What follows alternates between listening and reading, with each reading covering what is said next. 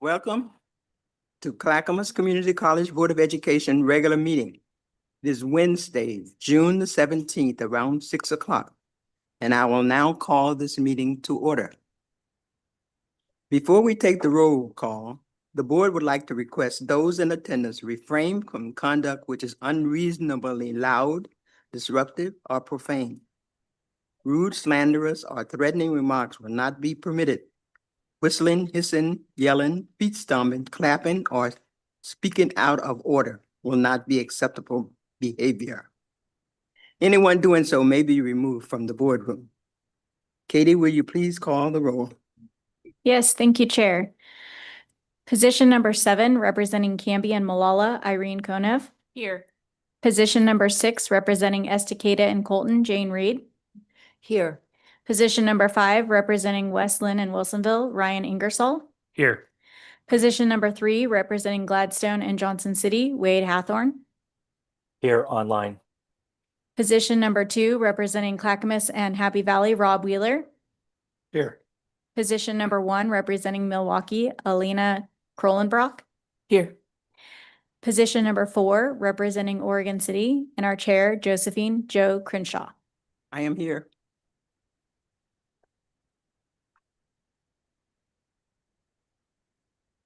Can I have the land and labor acknowledgements, please?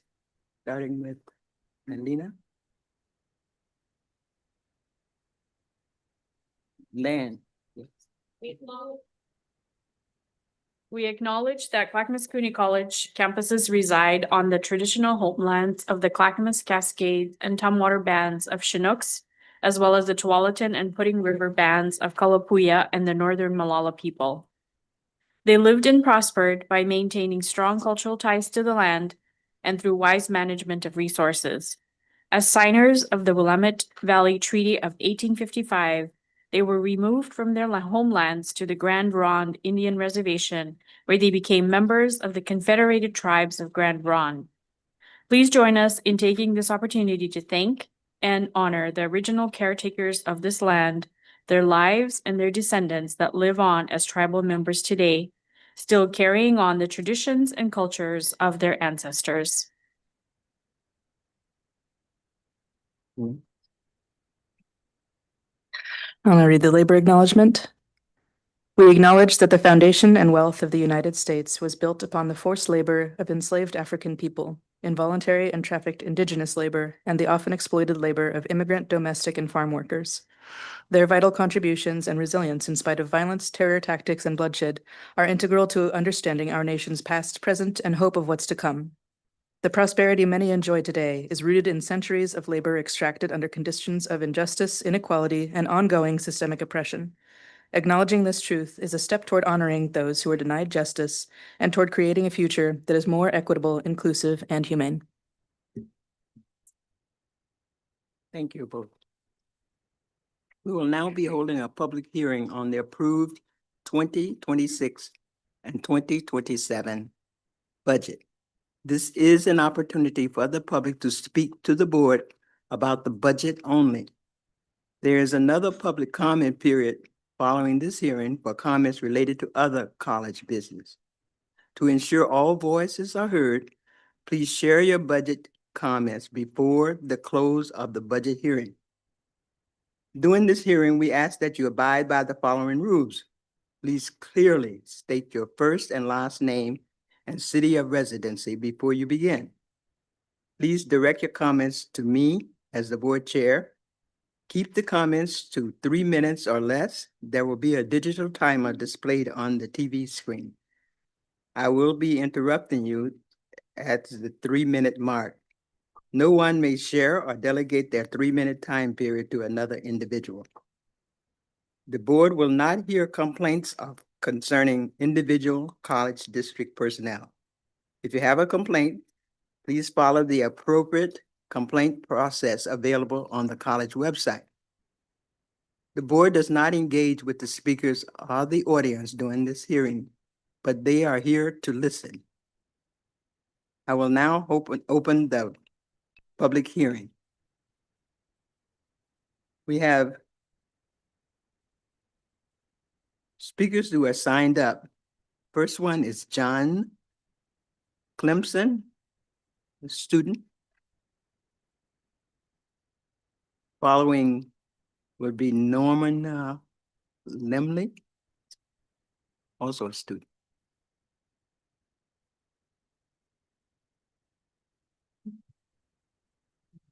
This on? You hear me? Yes, sir. Okay, good. Thank you. Here again. My name is John Clemson. I live in unincorporated Aurora, Clackamas County. I wanted to address a few things regarding this year's budget committee's meetings and another topic of interest, and I guess I'll hold that one for the second round. I'll just limit this to budget, right? Okay, come back. First, I wanted to address this year's budgeting process. The adjustments the board made to the public comment process ensured that a wide range of community voices could be heard while also keeping the meeting efficient. I think it went well, and I commend you for it. You saw a lot of passion in the room, and at least one of you acted on that passion. That said, I think there are a few gaps in the process.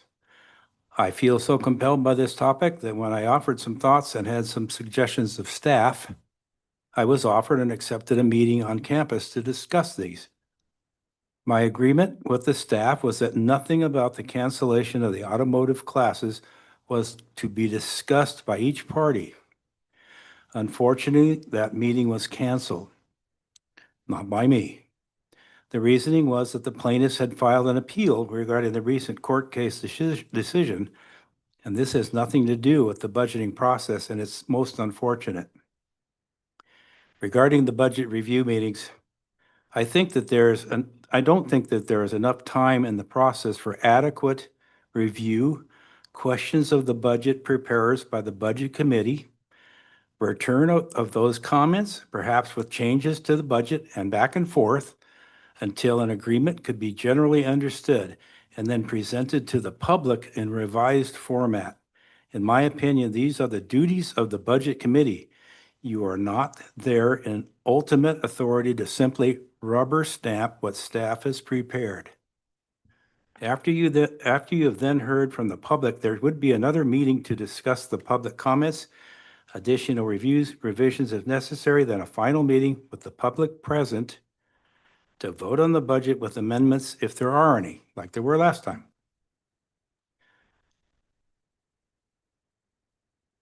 I believe the way the two meetings that are occurring now are conducted currently meet only the minimum amount of effort required by the Oregon Department of Revenue local budgeting manual. Doing the process this way, I suggested that we take some additional time, but I think it would be better, less cumbersome process than we all witnessed on May 20. For example, what if all 14 of you had amendments to the budget the way the hearings are presently held? I'm going to continue to look into this subject, and I will take the time to review how the other 16 community colleges conduct their budget processes. I will review the ORS laws, other resources as applicable, and I will share with you what I find through the public document portal. Thank you. Thank you. My name is Norman Lemley. I live here in Clackamas County. What I'm here about, and I'm not sure if it's right, but all we want is our night classes and our Saturday automotive classes back. That's our main objective. The appeal process, yes, that is in court. It is also time during that appeal to negotiate and possibly end this problem one way or another, but we are not being heard. The class, as John said, was canceled, and that would have been a perfect opportunity to discuss this problem. I think that the information that you folks have been given, in my opinion, is not correct. I believe you've been given half the information. You haven't been given the advantage, the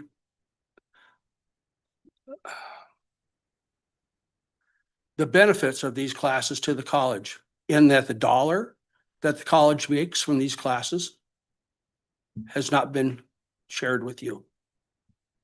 We're not making you rich, but we're not costing you a dime to operate these classes. These classes have been running for 31 years.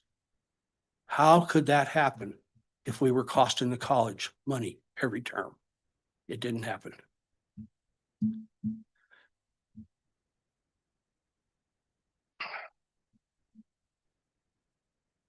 That's my biggest objective, is the fact that if you folks would take the time to look at all the information, not just what was put on your desk, but all of the information that is in the college records, as far as accounting records, the money that the college has made during this 31 years.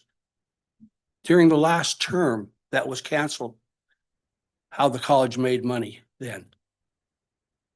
And you guys were told that you did not make money, that we cost you money because of our waivers, our tuition waivers.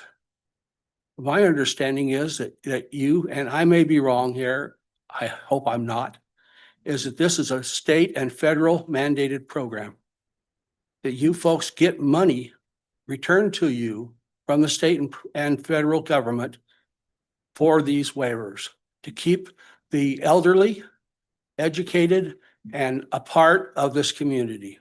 This is a community college, and it's been a wonderful, wonderful place to be. It's changed my life. Thank you. Thank you.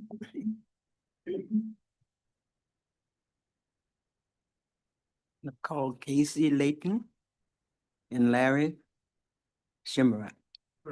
Schwindel.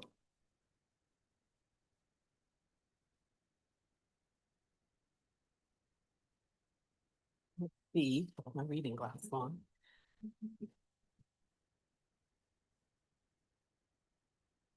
Can I start? Good evening, members of the board. My name is Casey Layton. I use she, her pronouns. I work here at the college. I'm the Chief Culture and Impact Officer, and I reside in the city of Milwaukee. I want to share my gratitude for the colleagues I serve alongside. Over the past several months, I've seen the knowledge, courage, and multidisciplinary expertise they bring to the college. They invested hours into research and strategy to ensure that even our most difficult decisions were handled with care. Choosing to cut funding is a really heavy burden. It is much easier to be in the position where you are adding resources, yet these leaders accepted responsibility in spite of the challenge. I want to recognize the deans, directors, the business office, the members of our finance council, and the budget advisory subcommittee. They manage data, long meetings, the mental fatigue that comes with high-stakes decision-making. Even in the face of uncertainty and public criticism, they maintained their integrity. That is true leadership, taking responsibility, making the hard calls for this institution. I am thankful for the work that these groups have done, and I'm very proud of them. Thank you for your time. Thank you.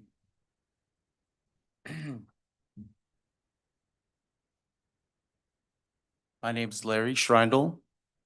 I live in Colton, Clackamas County.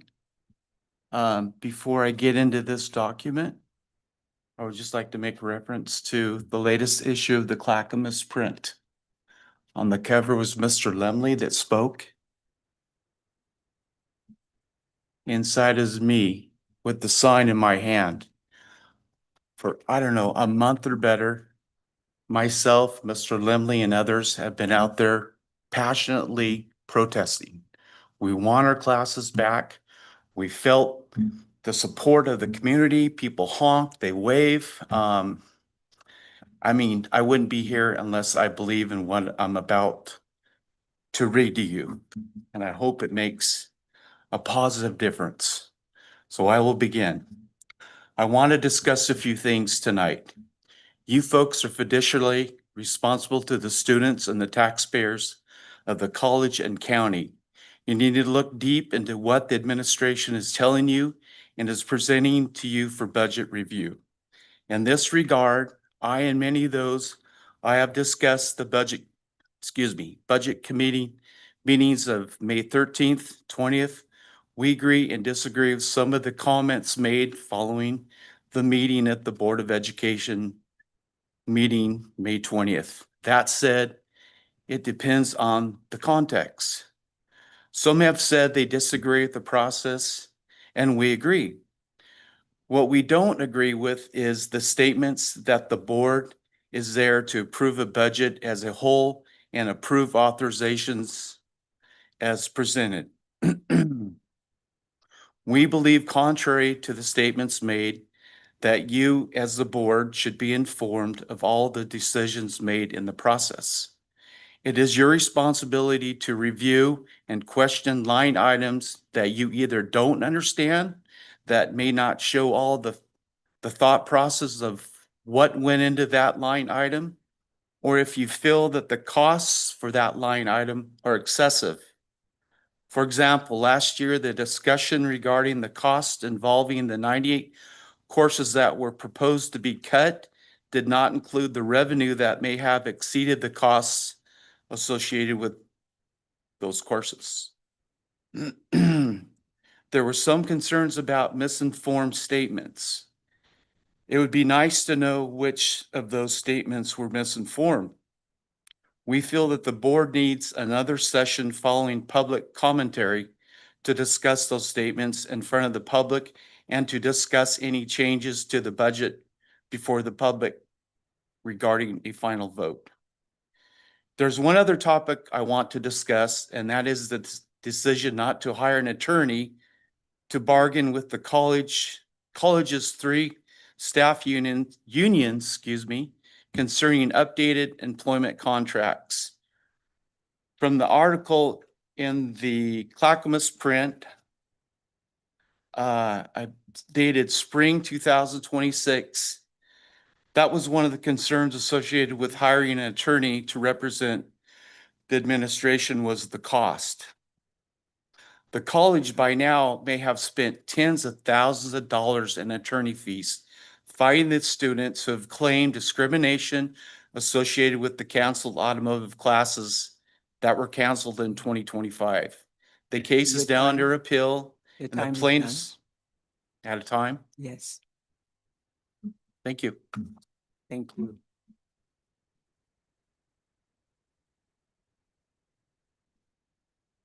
We have Melinda Weil.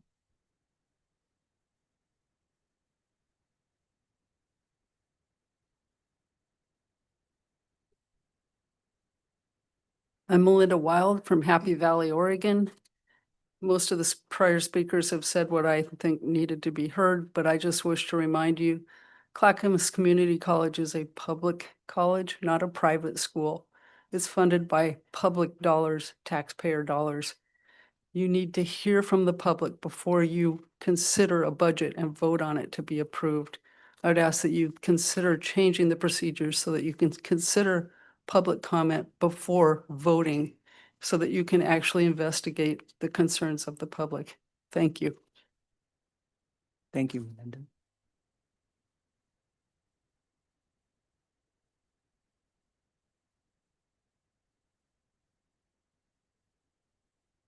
This is it.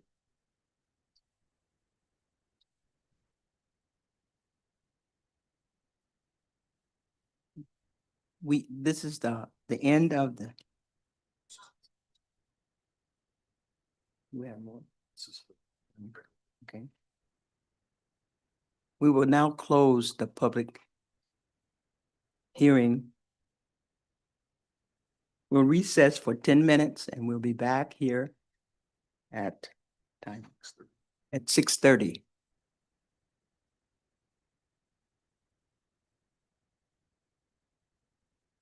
Let's track this thing. Okay.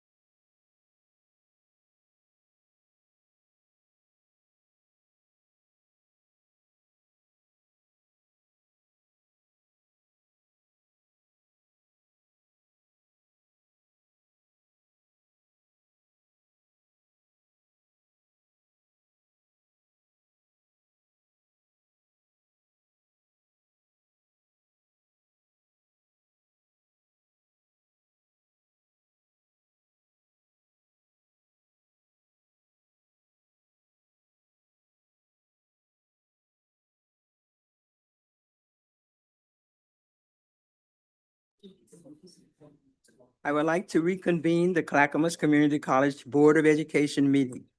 It's around 6:30 PM. We are ready for public comments.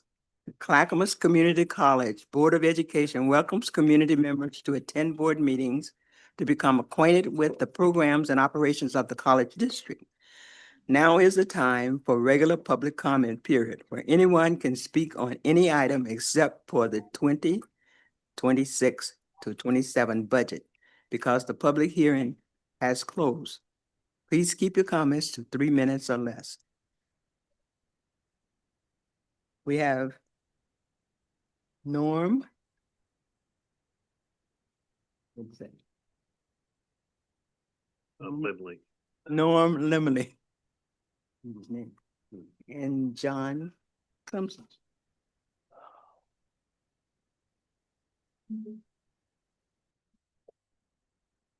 As before, my name is Norman Lemley. I'm living here in Clackamas, Oregon City. We can speak about anything here, we said, I think you said. Mhm. My concern about the classes that were closed, from my understanding, the college has measures or rules for closing classes. Whoever made this decision is supposed to talk to the instructors prior to, talk to the students prior to, and find out what these classes are all about. That did not happen in May. I have this whole year, last year, excuse me, never saw one. It wasn't a board member, but it was the people who feed you guys the information. Never came to our classes, never talked to our instructors to find out what these classes, how these classes are doing. Are they doing the job they're supposed to do? And they have been doing that job for, like I said, 31 years now. We've had these classes. I am a longtime student of these classes.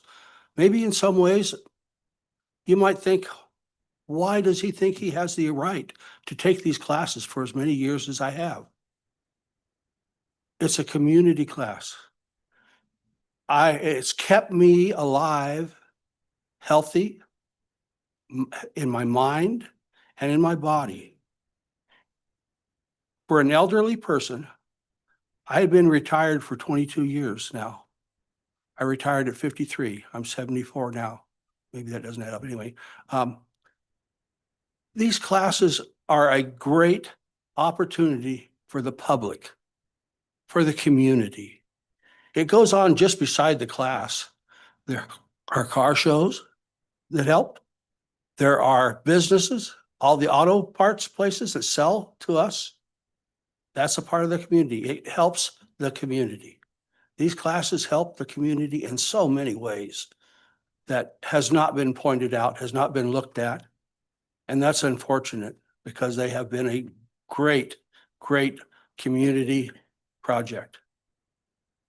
The college recently has spent a lot of money on items out there, which I think is great. I think these are good community projects.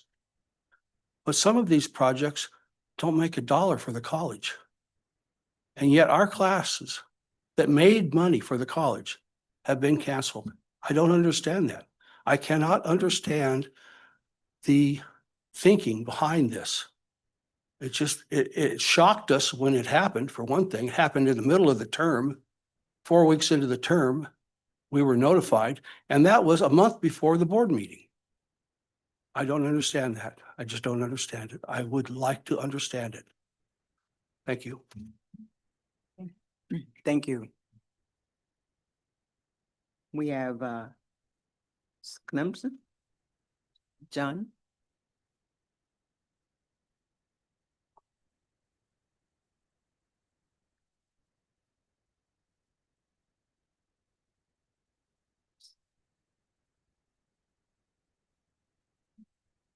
Hi, John Clemson again, rural Aurora, Clackamas County. Wanted to continue with a little bit of discussion on the the legal aspect of the automotive classes that were cut. And that is that this case is now under appeal. The plaintiffs have been advised by their legal counsel that settlement negotiations may be part of the settlement process. You've probably been advised by your attorney the same. I hope you have been. You as the board should direct your legal counsel to participate in good faith with these settlement negotiations among us, okay? You and me, okay? These discussions could have started when you were served with a notice of grievance back in 2025 prior to the start of litigation, but it didn't. The administration has been closed mouthed about this thing all along. So we hope these discussions occur and that the reputation of the school can be restored. The other thing I want to talk about was the renting of facilities. I think Irene brought that up last time. I inquired about renting the auto body shop area, a portion of Barlow Hall. The thinking was that it could be rented for seminars and demonstrations, with the shop potentially being available beginning after the day classes were over for the week. So we're talking Thursday night, Friday, Saturday. The equipment in the shop that would be used for these presentations and demonstrations include the paint booths, the prep deck, the English wheel, shrinker, stretcher. I could go on, but I'd probably bore you. The response that I got was that this room was not on the list of rentable properties. Okay, so let's get this passed. Let's pass the barriers and find a workable solution. We want to bring in income for the college. This is going to be revenue. We'll pay the rent to use this facility. We're not going to work on our own cars in there. Okay, we're not going to paint or anything like that. So years ago, CCC was regarded as a premier facility to come for seminars presented by legends in the automotive world. Pat Nesbitt's here, and he can attest to that. There were great folks in there that came and presented and made things, and was a nice experience. Let's open up the new facility as another way to bring revenue to the college to help shrink its deficit and once again make CC the premier community college amongst its peers. Thank you. Thank you.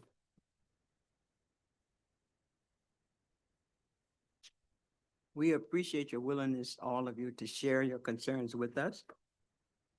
We will consider all concerns raised during this public comment period.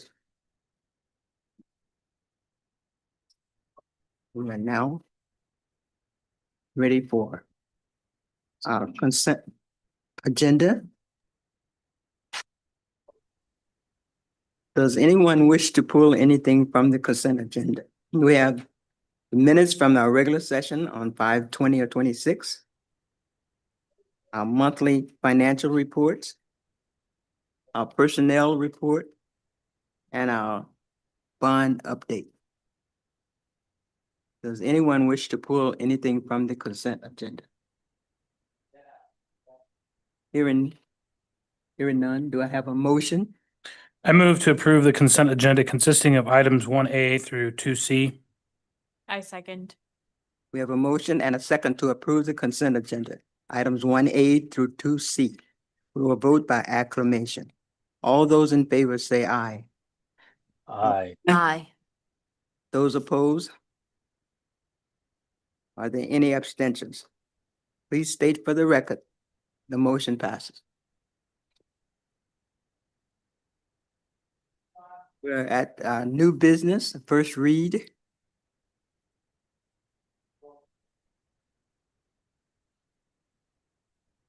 Under new business, we have the first item is the 2025 to 26 budget amendment. And I would like to invite Dean Christy Owen to please come forward to provide us with an overview of the proposed changes. Hello and good evening. Thank you. Christy Owen, Dean of Business Services, she, her pronouns. So we are here for the annual June amendment of the current fiscal year. That's fiscal year 25-26. And just to give some grounding, I'm going to have a couple of overview statements and then move through and take any questions if you have them. The purpose of the June amendment is to adjust and true up the current year budget based on current year spending. So I'm not going to go through each fund or transaction, but we'll provide some highlights throughout this. The cadence at the college for mid-year budget adjustments is that we do an adjustment in the fall, typically September, to record the prior year fiscal end balances. In the spring, we track and make sure changes based on current year spending patterns ensure the college does not overspend within its appropriation schedule. So these changes as submitted meet this threshold to ensure compliance with Oregon Revised Statutes spending limits per the college's adopted appropriation schedule. ORS compliant. That refers to having adequate resources to support spending by major object categories, such as personnel, materials, and capital. Compliance with ORS is important. As stewards of taxpayer funds, it's very important to adhere to fiscal management practices throughout the year. We need to ensure the fiscal health of the college in the course of doing business.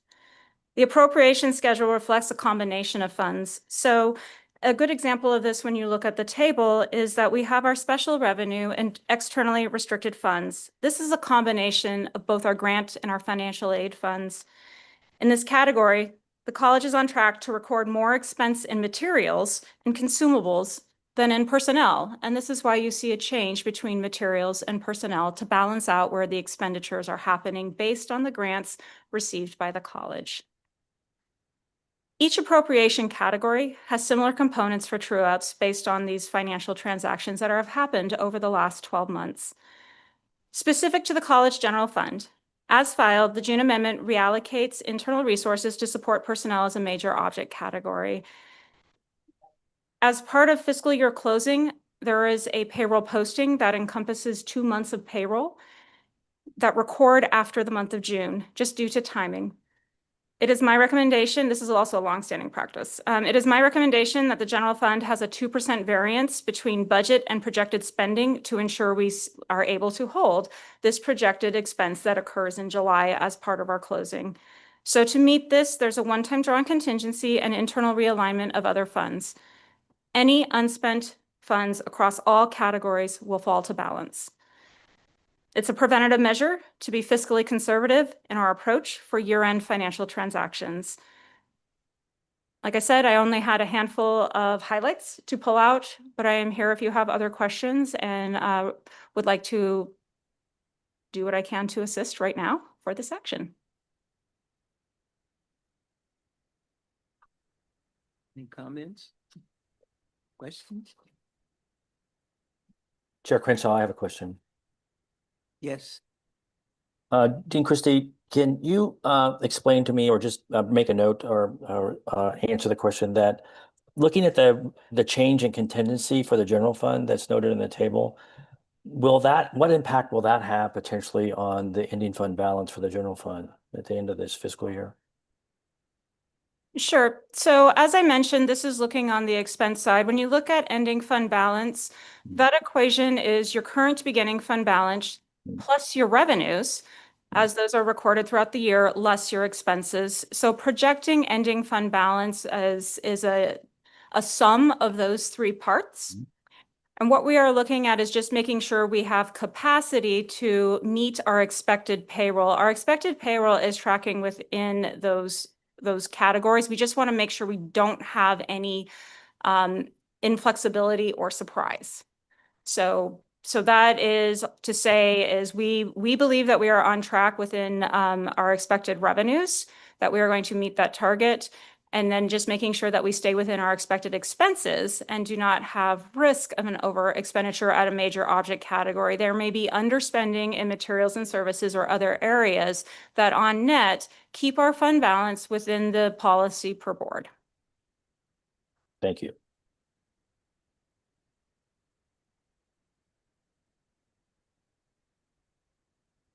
Are there any other questions? Comments?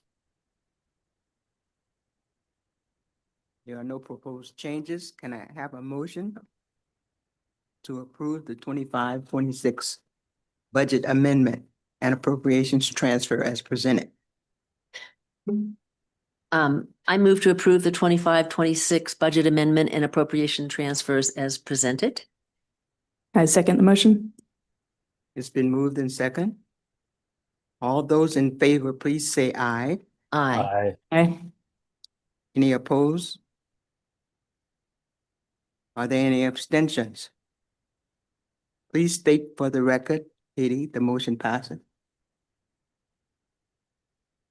Our next item is a resolution of the Resolution R 26 to 36, adopting the 26 to 27 budget, making appropriations and levying taxes. Moving on the adoption of the 26-27 budget, I would like to turn it over to President Tim Cook to start this off. Thank you, Chair. I believe Katie's pulling up a brief presentation.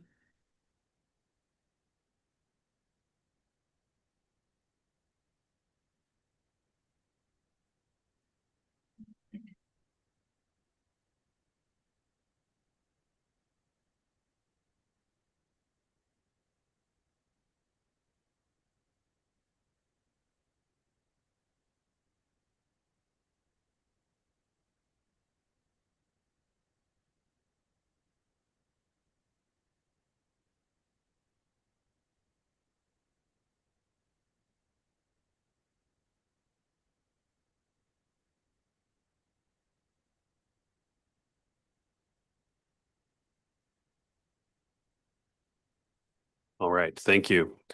So as you know, we have had the budget presentation on May 13th, the budget hearing on the May 20th, and then tonight we had the final hearing before the board votes to approve our 26-27 budget. So you've heard the, or I'll give you a quick on the message again in the process, coming back just to remind you of a few pieces before we move forward. So we did want to come back to the start, as the board may recall, before we ever even begin this process, clear back in September, October, we come to the board and ask for an affirmation of the budget principles. And so you're seeing those here again as a reminder. These are what guide us as we do this work. Obviously that we need to be fiscally responsible. It is our task. It is my task to present you a balanced budget. You're very clear, and as a student-centered college, we want to make sure that the impacts to students are as minimal as we possibly can. And then, of course, we want to use our shared governance process to make sure that voices are part of this process. And then new this year, we were asked to utilize the Cougar Pause, our equity tool, throughout that process as well. So where we're at now, how we get here, and we're just about to the end of it, just about as you're ready to adopt it again. We propose this budget. I propose this budget to you, and representing the work that we did throughout this process. It ends up being about an 8 or 9 month process as we bring this in front of you. We'll start up again actually in the fall, working on next year's. And making sure that we have as much information as we possibly can. It's a lot of people that take a lot of time really to work on this. And as you know, this is a legal process. So our budget committee, receives the budget, hears the public testimony, deliberates, and ultimately approves the budget and the tax levy, levying the taxes for that as well. And so tonight, what you have before you is the culmination of this 9 months work, and we're asking you to formally adopt it. Before we do that, though, I do want to make a few comments. We are a mission-centered institution, and we are doing everything that we can in open access to support those students.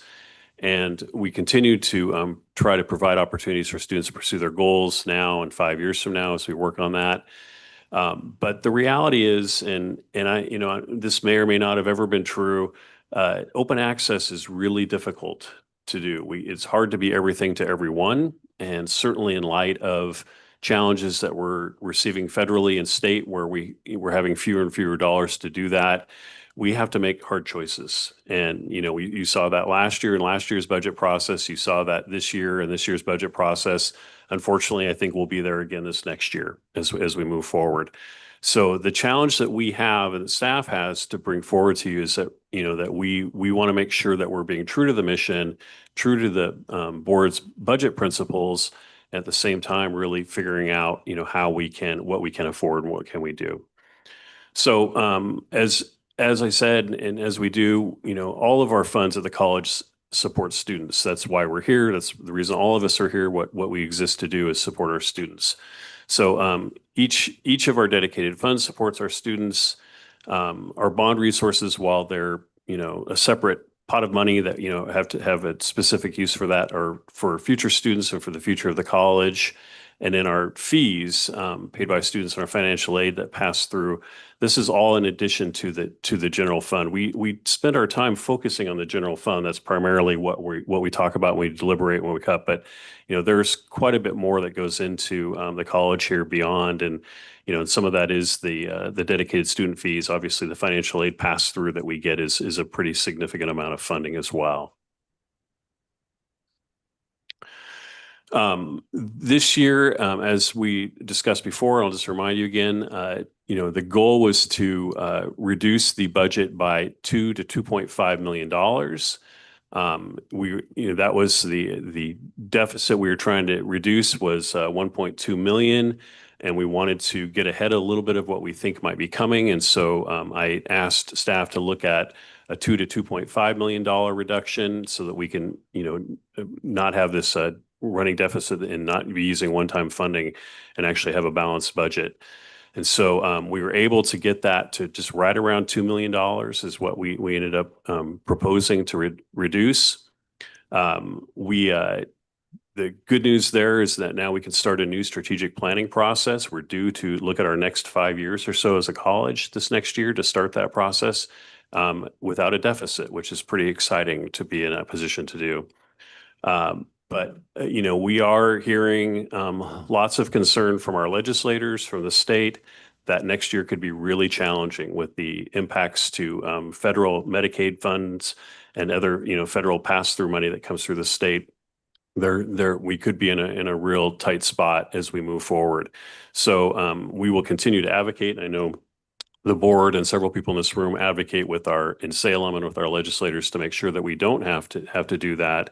But the cut that we almost faced this year when we were told to look at a potential 2.5 or 5% cut didn't happen, but it only happened because the state found one-time funds to bridge that for this year. So unless they really find some additional funds or find some way to fix that for next year, we could be very much in the same spot coming in as we move into next year. So I think this, but 2/3 of our revenue come from decisions made at the state and local property tax levels. So 2/3 of our funding is either state or local funds. The rest is primarily tuition from our students with a little bit of philanthropy and grants that come in there as well. So these decisions that the state and federal and that are made state and federally really do have an impact for us, and we need to be ready to respond. I can't stress enough, and I appreciate actually how much the board has engaged with the Cougar Pause as we've gotten that going. The staff has as well, and that's been a really a good resource for us to really throughout the process. Several different points throughout as we looked at these different budget reductions to take a pause and really look and reflect and ask hard questions and make sure that we were really trying to be true to the spirit of our mission and our students and why we're here. So it's a little bit hard to see on the screen this far away, but you're seeing again the breakdown from our our general fund, our capital projects fund, special revenues, and proprietary funds, and how they're different pieces of that, how they correspond.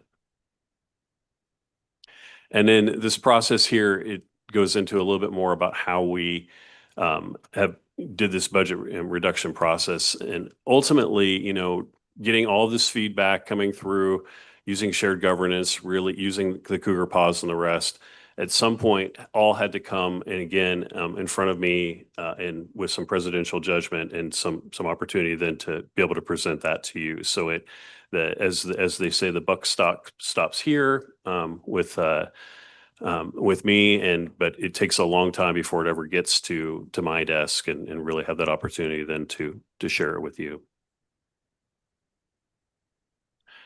So that I think is probably just a reminder. We wanted to kind of come back and center before you had a chance to vote on just the the process. As I said, this is not something that we take lightly.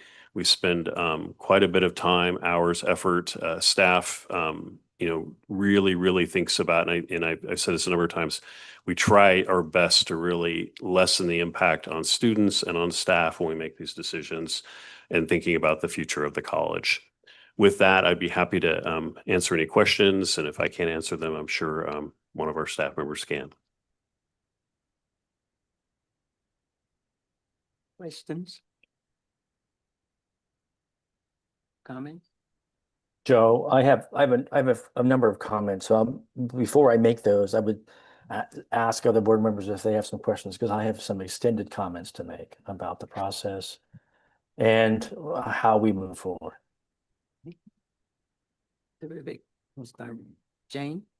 Well, I guess what I want to say is that I do appreciate that process, and I see how thorough it is, and truly support all of the people who have been involved in it. I mean, it is not easy. It is long. It's a big place that we're doing, and a couple of, so I just want to kind of get that out, that I think that work is so thoughtful. It is so very thoughtful.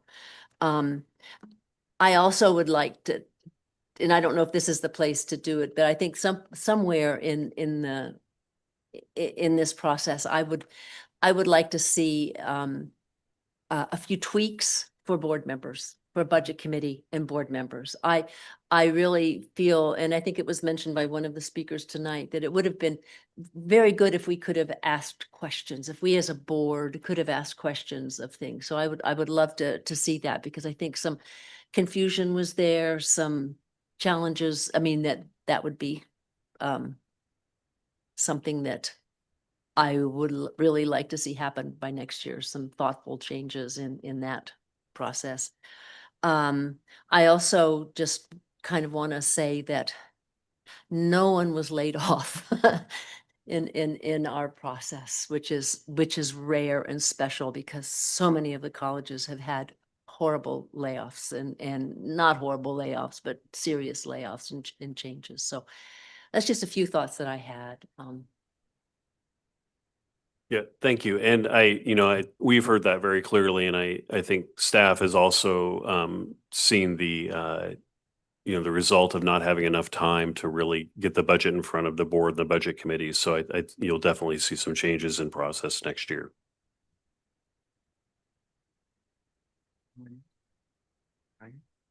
Yeah, I have a few comments as well. I think it's important to not minimize or negate the work of the qualified staff that spend hours doing this work based off the principles of the budget that the board approved, the budget principles that the board affirmed and approved earlier this year. And I think that can often get lost in the middle of the whole thing. So thank you to the staff who did that work, as Casey mentioned during public comment a little bit about that. That's a role that we keep the president accountable to lead as our one employee, the president, and being accountable to making sure that process goes through and has qualified individuals, teams, and departments to make hard decisions and important decisions. I think it's interesting in the sense too, is we enter, unfortunately, a climate where we're going to continue to have to think critically about every single dollar, as we probably have to continue to shrink as we adjust with the realities of revenue and the increasing expenses that we have as well. And so I think this is only going to get harder. And so sort of echoing the comment, just as we think critically about the process for next year and how we tee things up and how we include people when they need to be included. But I kind of enter this as a learning process. Like I see us as a team and being collaborative as citizens of this county, but also as people that love this institution. Yesterday, I was sitting in the CCC Foundation board retreat of people from the community that are deeply connected and committed to this institution, who work hard to find students jobs, to raise money, to meet basic needs. And I think that for me is always really important, is like how we center the student experience. And sometimes it's not going to feel great for some students or some employees because we have to make hard decisions to continue to do our mission. So that's front and center for me. I have one question that I just want to ask, and it can be responded to later. But we have a Board of Education policy DB/AR titled Budget, which was last reviewed in 2022. And on the first page, the last header under Budget Committee, the second paragraph, it says, since the work of the Budget Committee is usually accomplished in 3 or 4 monthly meetings per budget period, it is especially important that the Budget Committee's members be regular attendees. So my question is that the Budget Committee that met the 2 times prior, or is this speaking about a different Budget Committee? So maybe I just want clarity. We don't have to answer that now if we don't know, but some clarity around that. It might just be, hey, this is a policy that the board needs to update and get some new information about. I don't know if we want to do a response now or if you have any comment to that. Yeah, I think that is board policy about the budget committee and having that opportunity. And I think that gives us the opportunity to have more meetings and get that done. So I mean, it's spelled out right there actually, where we have plenty of time to do it. Okay, so that's something we can look at. And to your point, all of our policies get reviewed, and I don't know the schedule on that one. It's been 4 years, so it's probably up for a review too. Okay, great. I mean, I'm kind of curious what other people say about the process, so I'm going to hold some of my comments if they're necessary later. I do think the one comment I do want to make is around just a general comment. I would be curious what the process is for the college when community members have a lot of excitement and energy about something that doesn't currently exist. And how does the college vet those ideas and to consider possible ways to meeting community needs that maybe we don't have current systems? To not speak vaguely, we have some decisions that were made in the past, and I understand there's legal ramifications that we can't talk about, so I don't really want to talk about that. But I think the piece for me is, how might we entertain new ideas and innovative ideas, whether it's auto stuff or other things that community members bring to the college to say, does this fit into the mission? Are there unique ways? Because we've been hearing a lot of comments, and I think we'll continue to hear comments about things that community members want and desire. I would just like to know what the process is for the college to entertain those sorts of things in the future. That's all for now.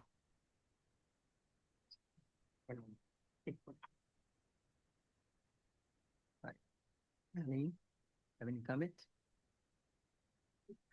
Yeah, I agree with, I think, the sentiments that are being expressed by both the community and the other board members, that it's a lot of pressure to make big decisions like right at the end of this process. And it would be good to be included earlier when there's like a little bit more time to like figure out ideas like, oh, where could like some more money come from for this? Like it seems like there's like a big, if there's a big interest in this program, like where could we find the money for that in a way that is the most equitable. So yeah, I think just let us jump in a little earlier, give us some time to breathe before we make these big decisions. I think we're kind of all on the same page there. Thank you. Wade?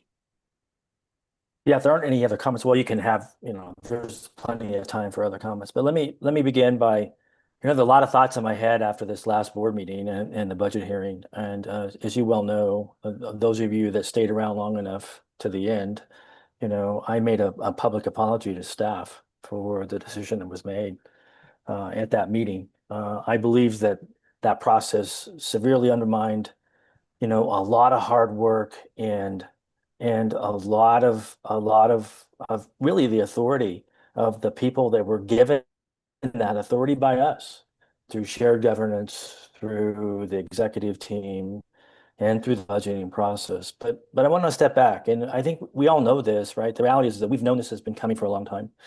We were able to kick this issue down the road because of COVID funding that supplemented the revenue, right? But the expenses of the college have been outpacing the revenue for some period of time now. This is nothing new, right? We knew this was coming. There's been an erosion of the ending fund balance and the internal financing of the organization as we continue to try to strive to be everything to everyone. Those costs have simply outpaced the revenue. And now those revenues, are even under further in danger, right? But from particularly the state and other sources as part of that process, which means that hard decisions have to get made, right? Really tough decisions have to get made. And as you all have seen, there are individuals and programs and stuff that ultimately become the target of those decisions, essentially. But that's how this works, right? And I believed that, unlike what a lot of what we heard that night was that there wasn't inclusion in this process, I think misrepresented how this likely was really the case behind the scenes, as President Cook has said over and over. There's an extensive and exhaustive process that included all the departments, the chairs, the budget committees, a number of other groups, and so on and so forth. Certainly, as President Cook also pointed out, you can't be open to everybody. That's an impossible task. There is a timeline for this budget. It has to get done. And there's no question, as many of you pointed out, there's certainly room for improvement to allow for comments and other things in this process. But in the end, I look back at what happened and I still am where I was at the end of the meeting. And I'm looking out at what we face in the future.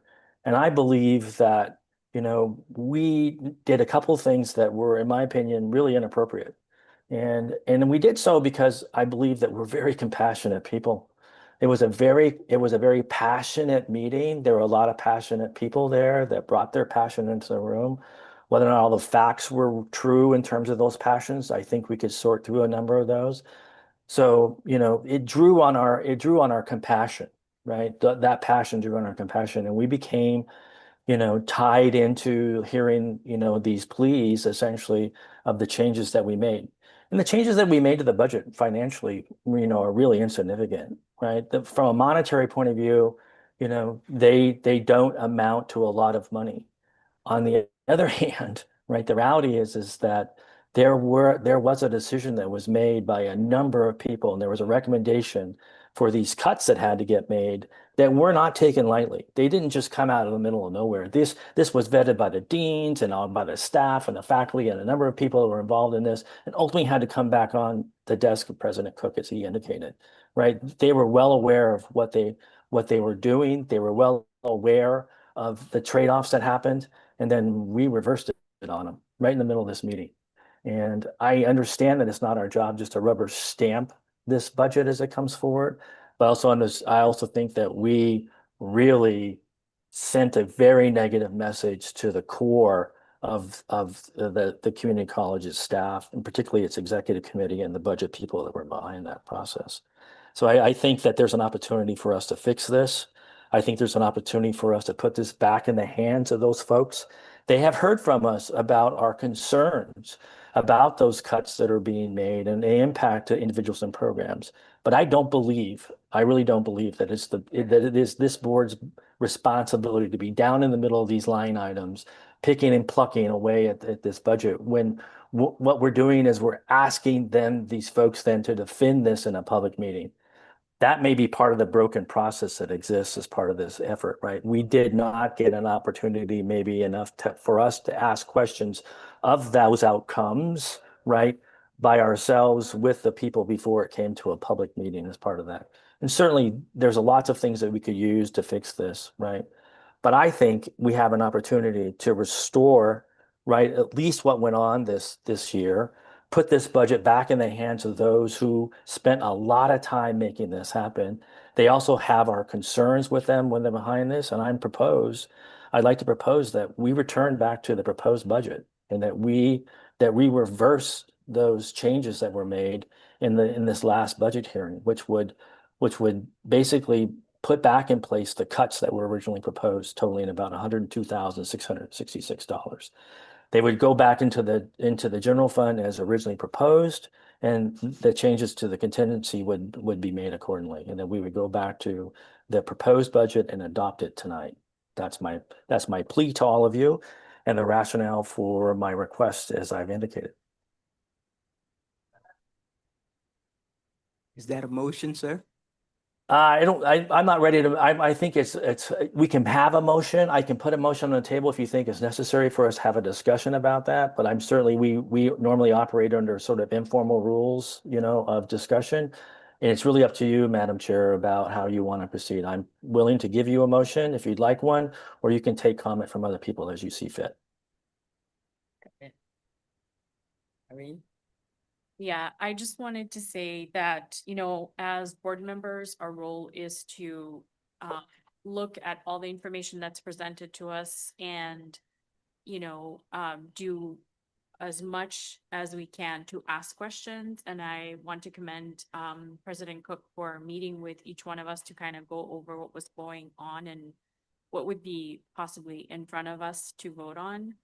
And I can see that this was a robust and thorough process by a lot of people involved. And I wanted to thank the people that stayed, possibly giving up time with their families to, go through this process and do such a deep and thorough review of what, budget pieces needed to be moved around. And it's not going to be easy. It's going to get harder as we see a lot of the cuts coming. And I think the one suggestion that I'd like to propose is that we spend a little more time with the budget committee as board members. However, without putting undue time burden on everybody, but just a little more time with the budget committee so we can ask a little more timely questions.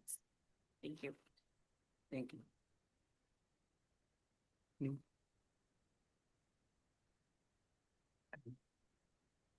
Yeah, so, Wade, obviously I have a disagreement with you about, our role in terms of like details versus whole package, with this proposed budget.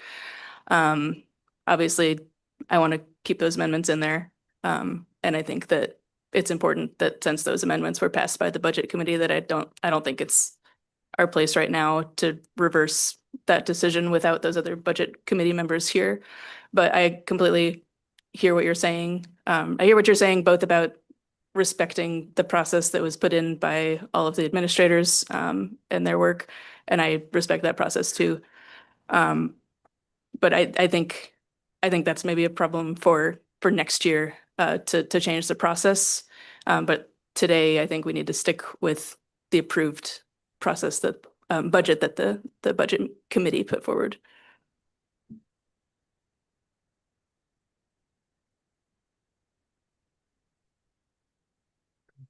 Question. My understanding is that the Board of Education has the ability to adopt the budget that the budget committee proposed or make amendments that the language that I read has within the limit of the law. I'm just curious if we have any commentary on what that means. If I'm understanding your question correctly, the responsibility of the board ultimately is to vote and approve the budget. You do that through getting all the information that you can from staff, from the presentations, from the budget hearings, and the rest. So when it comes down to that, you have the authority to make an amendment. You have the authority to pass a proposed budget.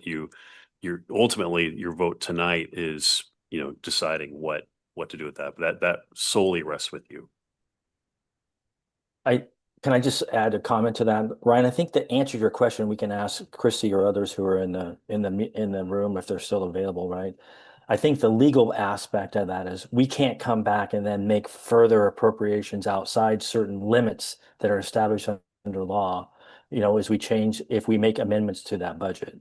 Okay, as we move forward in that process, there are limits of how much it can be changed, and certainly the types of things we're talking about in terms of dollar amount, I believe fully fit within those legal limits for us to do that. But there are restrictions. In other words, we can't come back and change the budget by 20 or 30%.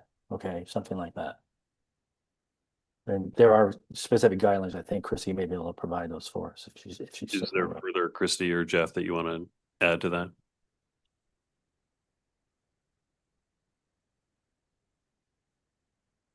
So yes, you're correct. Oregon revised statutes sets the legal steps for the budget process. The budget committee approves the budget and passes it back to the elected body to adopt and to set the adopted tax levy. No fund may increase expenses by more than 10%. So that's really where the primary cap is. There is no reciprocal cap for a decrease. So that's just something to be aware of, but it's really about the appropriation, how much revenue comes in, and then what you are recognizing and how that's expensing. So if you're thinking about the general fund in the $70 million mark, 10% is going to be in that. Actually, it's closer to 80 million. It's going to be in that $8 million to be at 10%. Changing the tax levy, not that I would recommend right now, but if you're changing the tax levy to any severe significant amount, that does require reconvening and renoticing the budget committee. So there are rules, and we got to follow them. Thank you. Thank you. I appreciate that. I kind of want to build on, Chair, I appreciate the openness of having this conversation without having to linger with emotion. So thank you for creating this environment to have this conversation. A couple things that I think about. One, the Board of Education. So I want to be clear when I say we. When I say we, I'm not talking about the Budget Committee. I will say Budget Committee or I'll say Board of Education because that can get confusing. So the Board of Education adopted budget principles that we passed on to Dr. Cook and his team to follow.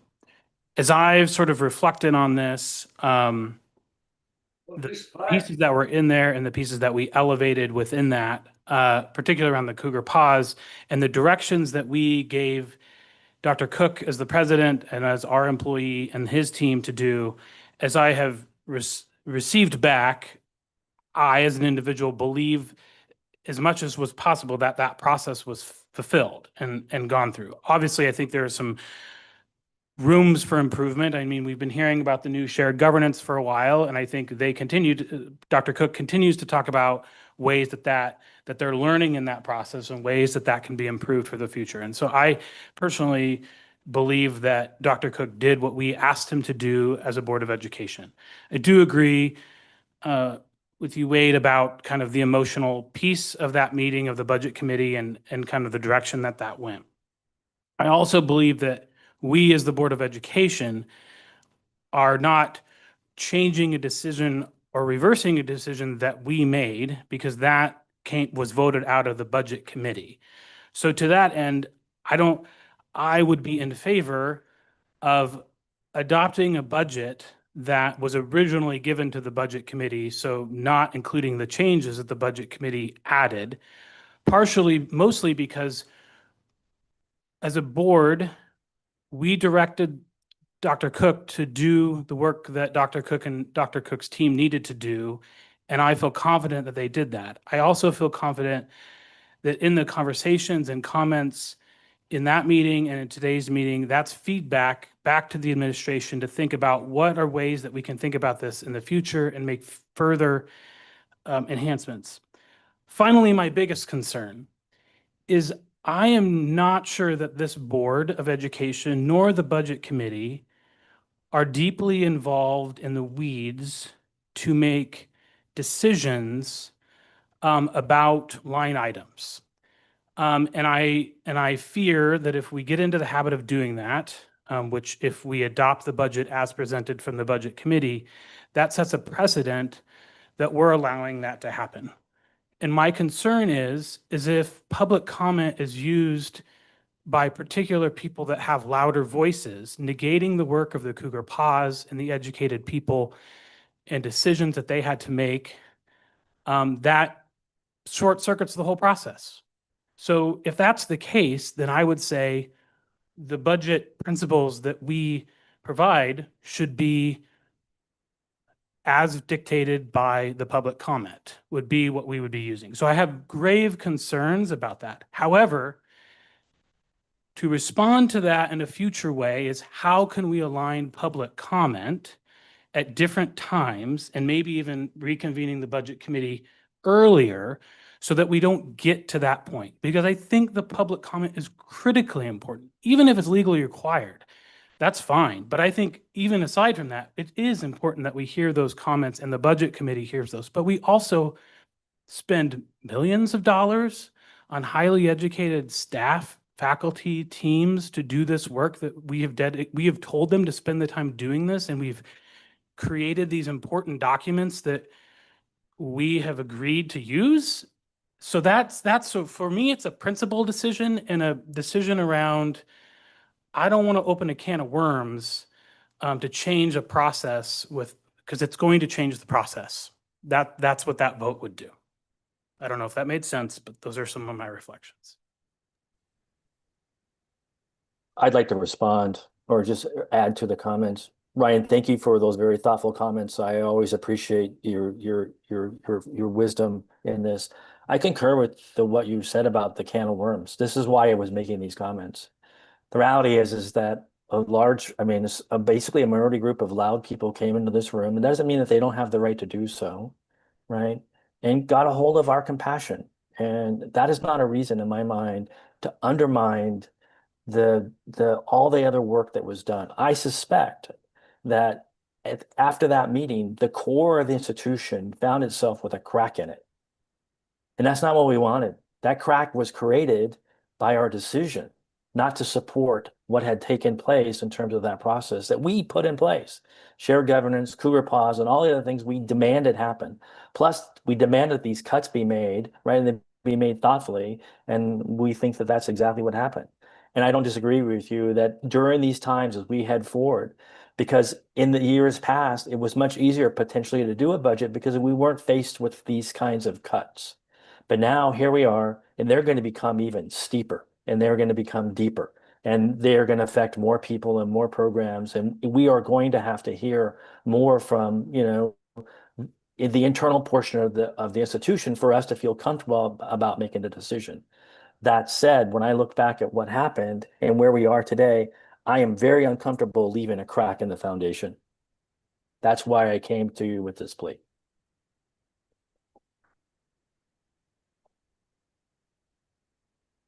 So let me present an alternative way of thinking about this. So we as the board members, our job is to represent the interests of the public. And when we are making the decision about the budget, we double the size of the amount of the public we are bringing in to double the amount of public buy-in to be able to represent those public interests to the fullest extent possible. And those changes that were discussed and were voted on by a majority of that body represented, after discussion that we had at those meetings, after hearing the public comment, after reading through all of the documents, that represents the decision that our large public body made collectively. And we are a subset of that budget committee. And I think that we should respect what came out of that process too. So I have respect for the budget proposal making process, but I also have respect for for engaging with it critically. I think that in my view, engaging with things critically is part of our job. And if our only tool in our toolbox when we are presented with a budget is yes to everything or no to everything, I think that that's a very blunt tool for us to have. And I think that we would only all give it a thumbs down if what was sent across our desk was like, my name's Tim and I'm buying 12 Lamborghinis this year, and that's the whole budget. And so, I want us to be active and engaged in the process. And I want us this year to respect the outcome of the previous meeting. And I want next year for us to come up with a system where we can all arrive at decisions that we are all happy with together.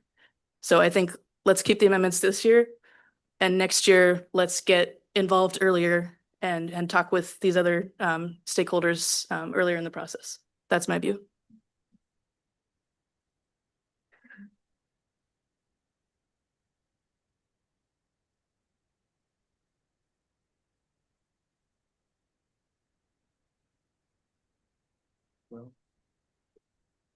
So I made my comments pretty clear. I don't need to repeat them. Still believe from that this was an issue of just what place or the public's comments about it. What took place was, in my opinion, a very inappropriate basis for which that decision was made. And unfortunately, we bought into it, and I think we created a crack, and I'd like to see it fixed.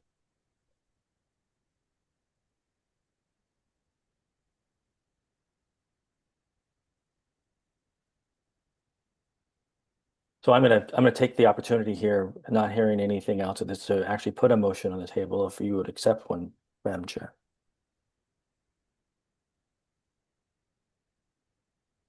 What was the dollar amount, Wade, you were proposing be added back into the budget? My understanding is, and Christy can help maybe correct me in here, but if my going back and reading through this, there were two fundamental changes that were made, both affecting the general fund essentially for personnel services totaling $102,666. I would restore those cuts that were originally proposed, both to the automotive fund and to the Center for Teaching and Learning, okay, within the Institutional Effectiveness and Planning Division, right? And then appropriately then correcting the contingency accordingly by that same amount. So 102,666, Rob.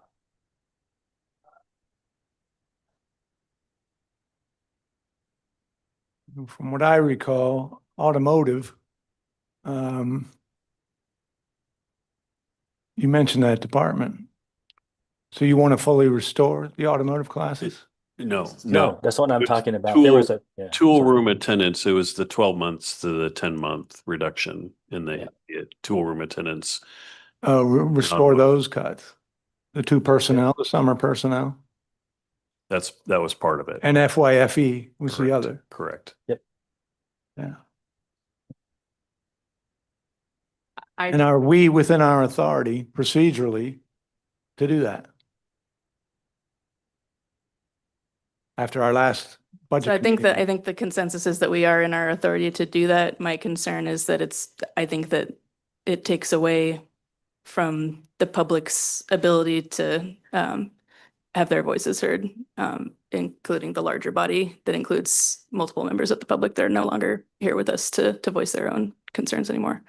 And, I'll just also add, like, on the merits of those cuts, of removing those cuts, like making those amendments, those are still going to be two people that walk home with a lot less money in their pockets if we restore those cuts. Mhm. And I know that I understand fully that, like, down the road, cuts might need to be made. And I don't think that we're there yet. And I think that, those two people walked away from that meeting feeling much more secure, thinking that they are going to have their full pay. They're not going to have to be worried about their finances during the summer months. And if we reverse that now, I can't imagine how they would feel after this meeting. So I am fully in support of, fixing this process for next year. But especially, I don't want to send those two people home worried about their finances when they thought they were in the clear for this next year after the meeting that we already had. I just have a question. I wonder how the board would feel about, taking the steps that we've been through and where we are today as a learning experience for this year and try to come up with a better process for next year. Because I think either way, we are outside of the role that board members are supposed to play. And that is to hear what's going on, ask questions, and support the people that have made these decisions. Either way, I feel like we're already losing credibility in some ways. And so is it possible to just move forward with the decision that was made, acknowledge what happened, and make a different process for next year? That's what I'd like to do. Yeah, and I'd like to stick with the approved budget, including the amendments. So if, could do we have a motion on the table right now, or It- can I make be- a motion to do that now? Before you do that, can I make one comment? Regarding those two positions that you just talked about, those cuts would not take place this summer. Those cuts would take place the following summer. So if that was reversed tonight, they would not go home tonight knowing that. And point taken, they would still understand that would happen a year from now. But I didn't want anyone to think that they would walk away now with, next month with that taking effect. Correct. I think that's what's like fundamentally hard for me is that the Board of Education has one employee, and that employee is Dr. Tim Cook currently. So what that feels like to me as the Board of Education is that we would then be making a decision about two particular people because we heard the stories about those two particular people. And that is hard for me, even to say, we take it as a learning experience. I mean, fundamentally, that's hard for me because I don't think the Board of Education should be dipping into the granularity of that.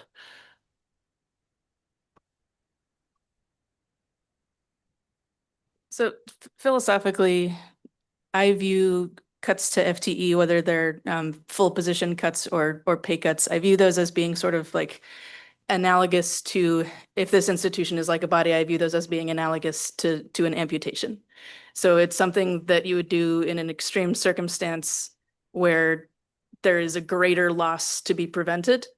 But when it's not 100% necessary, it's not something that I'm comfortable doing, and I don't want to give away my right to voice concerns with that by proposing amendments. So,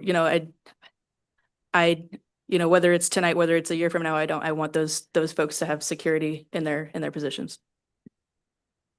Sure, I think everybody's have had an opportunity to hear their opinion. I'd like to put on the table the motion I originally was proposing to put out there, if you would allow me to do so. You are allowed to do so. All right, let me try this in very succinct process, right? I'd like to move that this board adopt the proposed budget that was issued, and someone help me in the meeting, that was back in, would have been April, correct? Or was it before? It was in May, but it was before that. The May the last May Eight. meeting. Yeah, it was presented May 13th. Yeah, the 8th, May 13th, right? Thus restoring the cuts, not particularly to any particular FTE or group, right? But I don't think that's our responsibility for doing that, but to restore the cuts of $102,666 that were proposed in there, right? And then making the appropriate correction to the contingency as needed. So Wade, you had mentioned that this is a small fraction of this budget, right? I think, can we just roll with this with the amendments this year and then figure out our process next year? Madam Chair, I would like to ask for a second. Second. You have your second?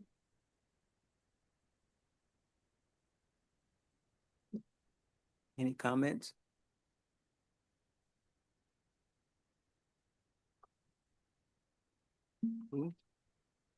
Then I'd like to call for a vote. Any comments? After this.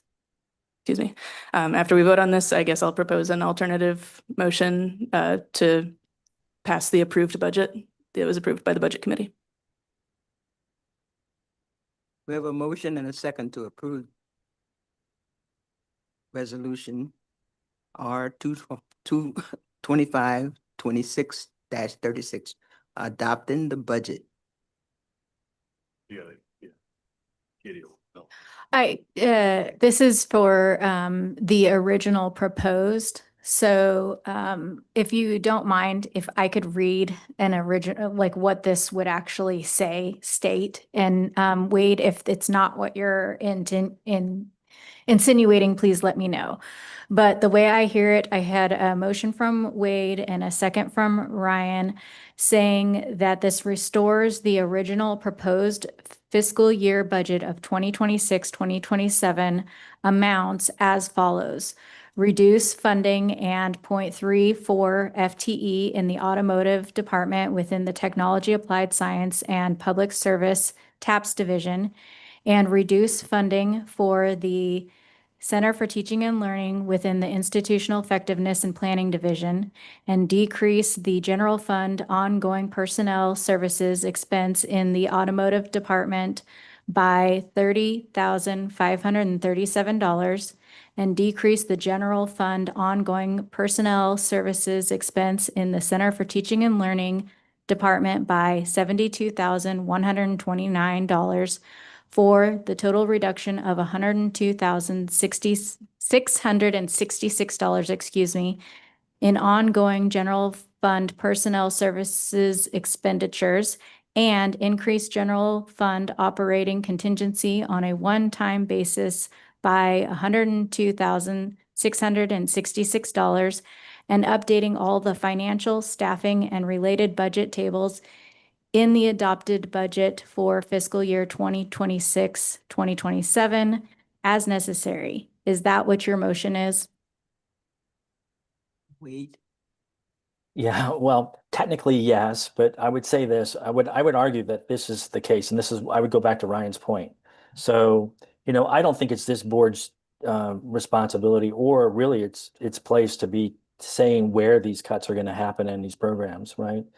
That is the decision of the president and the executive team, and those that are charged with making those decisions, essentially. My proposal really is to restore the cuts of 102,666 as deemed appropriate by that group, and put this back in their hands.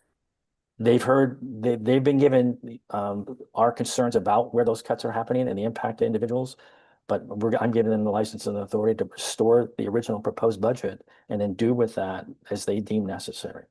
Whether they continue to make those cuts in those areas or not is up to them. I don't believe that's up to the board to do. But if that's what it takes technically to reverse our decision, then so be it. I mean, I second what Wade is saying. I think that's the piece that, for me in particular, like I said about the staff, we have the Board of Education has one employee.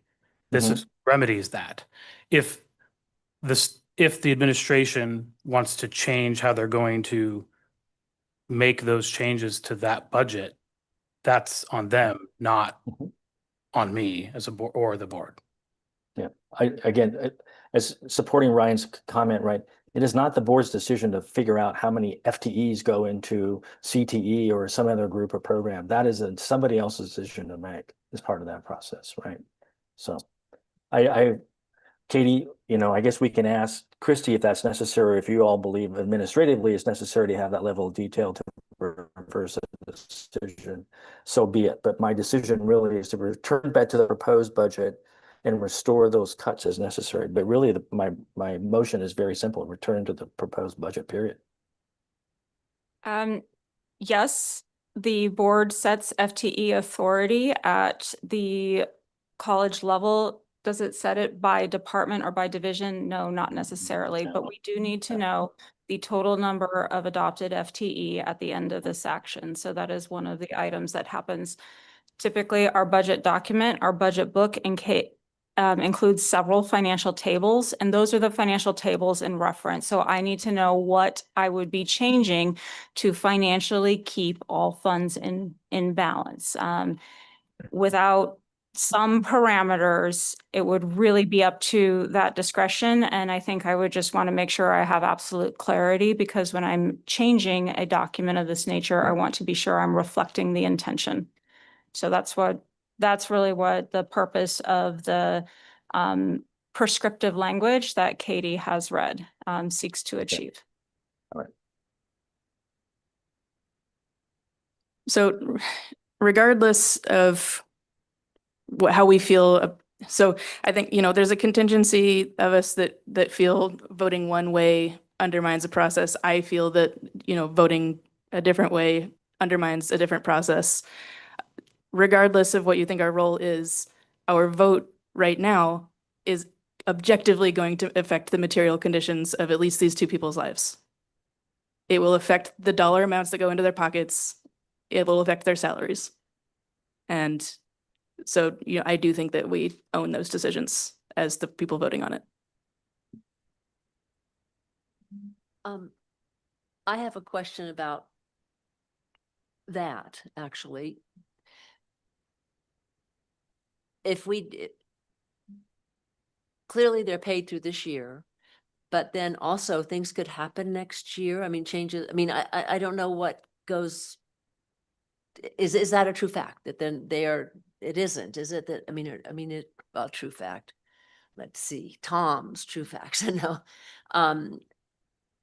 I'm getting not too clear here, but does it things could happen that job description could change or more, but we don't know. And we we don't know. Right. You would be voting on reducing those positions to 10 months. Could something change this next year that would reinstate that? If we, had additional revenues or made some different choices, that's certainly possible. I wouldn't want, to plan on that again, given all everything that we've got going. Okay.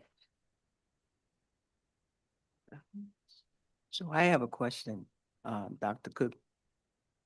If we are reducing the amount, do we have to indicate specifically that we are going to reduce these two people?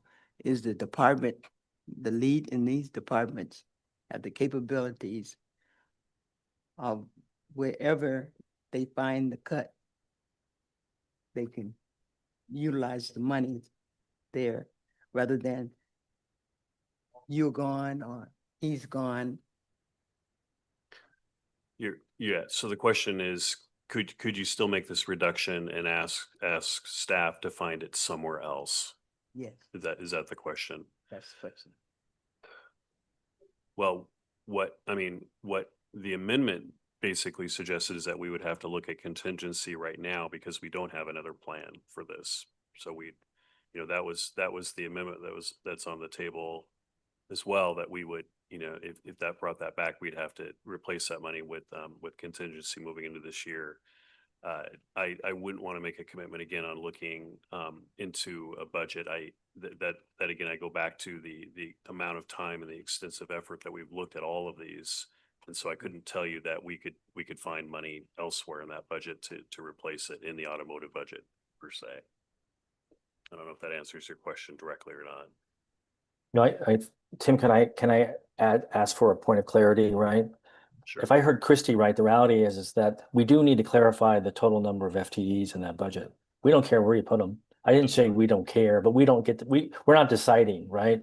Let's say that I can't remember what there were, but let's say that there are some, 800 FTEs, whatever there are, okay, or more, right? Throughout the college, right? You and the executive team and others get to decide how that's done. You have open you could use, other things you can do, right? But we are approving a load, an FTE number for the college. That is correct. And as you know, there are other FTEs being reduced. Those were vacant positions that were reducing on there. And then, there were a number of other positions that were proposed, but there were people in those bodies in those positions. And so we chose not to do that. Right.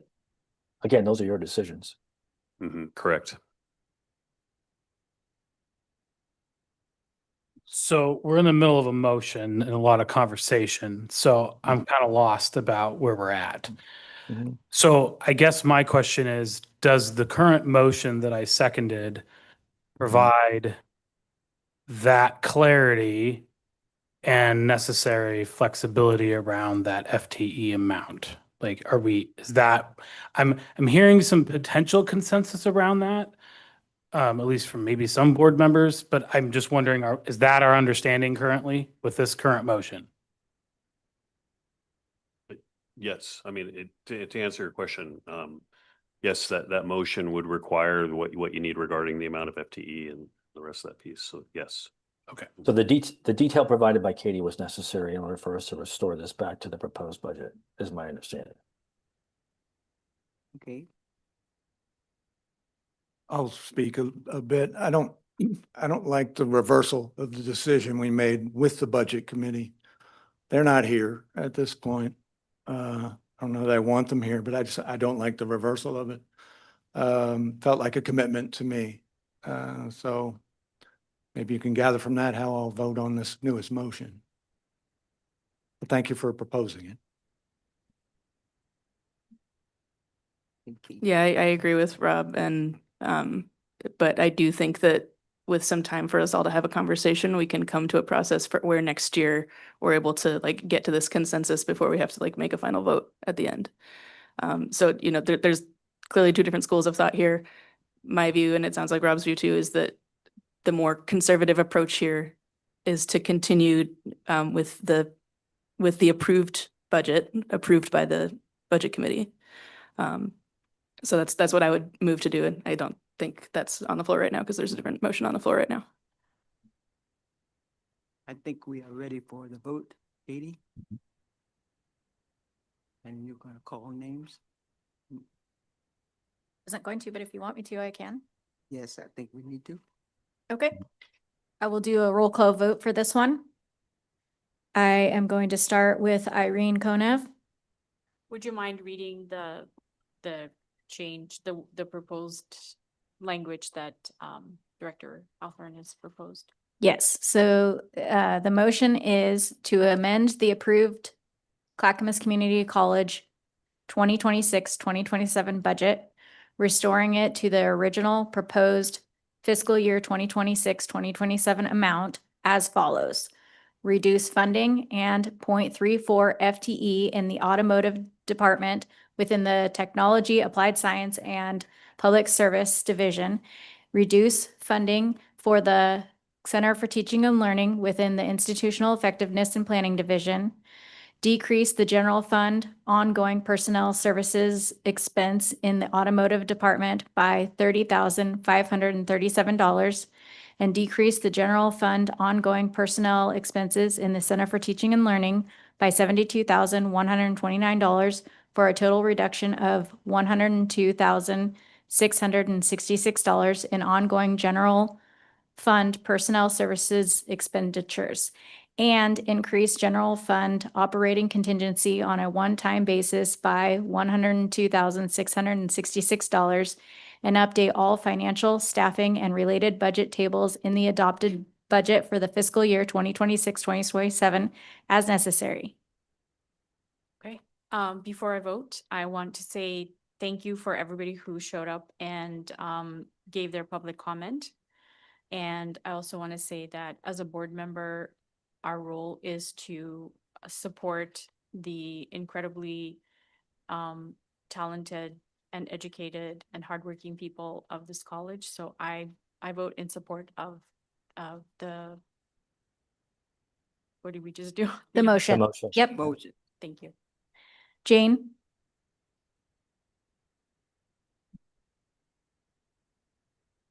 I vote in support of the motion as well, and echoing much of what Irene said. Ryan? I vote in support. I'd also like to just add, I don't think that this was the best process or the best decision, and we've learned a lot from this. And this was not a hard, I mean, this was a hard decision to make, but I think as we move forward, we'll be taking this with us for the process. Rob? No. Let's see, sorry. Wade? I support the motion. Alina? No. And Chair Crenshaw? Yes. Motion passes. 6 in favor, 2 against. It would be 5. Oh, I'm sorry, 5. Sorry, I'm so sorry. My numbers were off, but I had everybody correct. I'm sorry. Are there any, no extensions? You said 5. So we're okay, 5 yeses. The motion passes. Now we will need a motion for the resolution.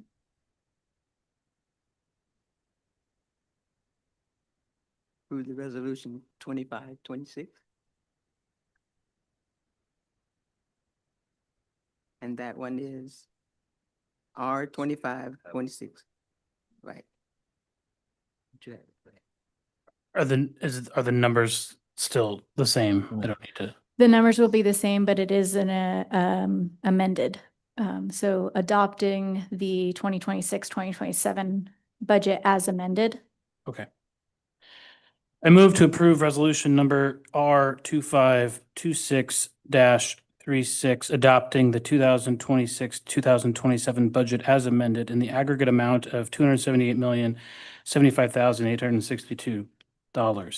Approving the taxes provided for in the approved budget at the rate of 0.5582 cents per $1,000 of assessed value of general operations and in the amount of $12,456,427 for payment of bonded debt. The permanent tax rate of 0.5582 cents per $1,000 upon the assessed value of all taxable property within the district is categorized as education, subject to the limit.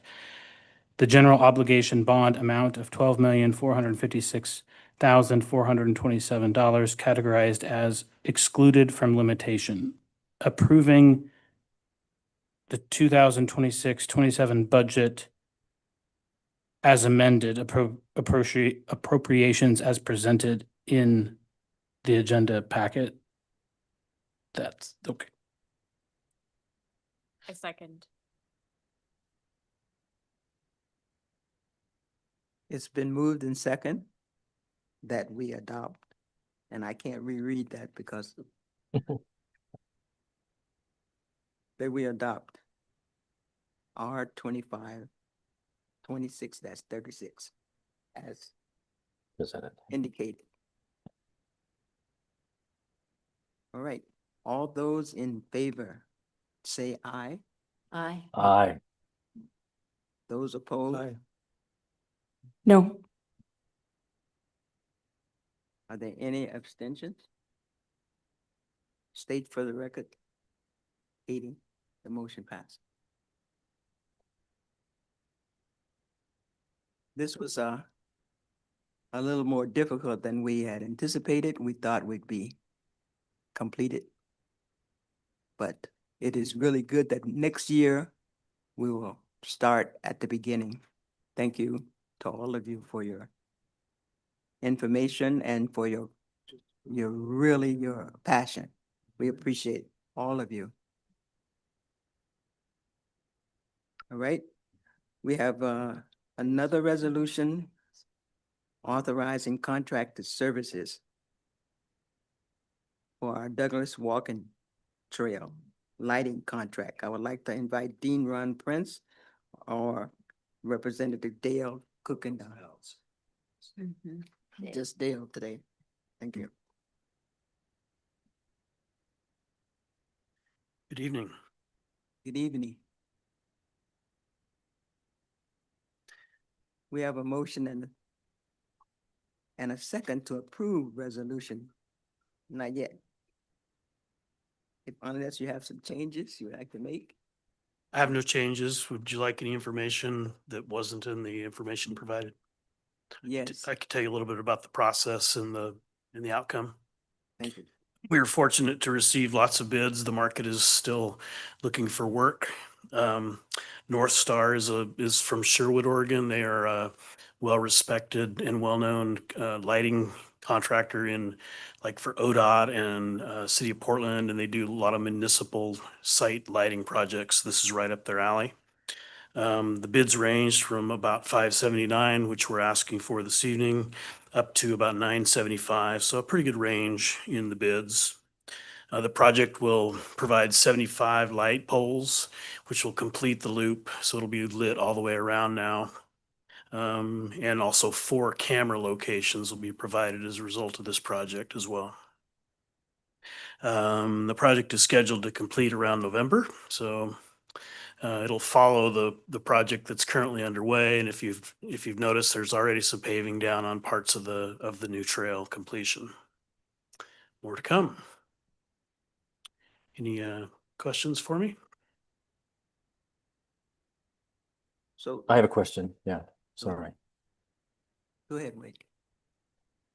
Yeah, that's a pretty broad range of bids, right? You know, and the low bid is low.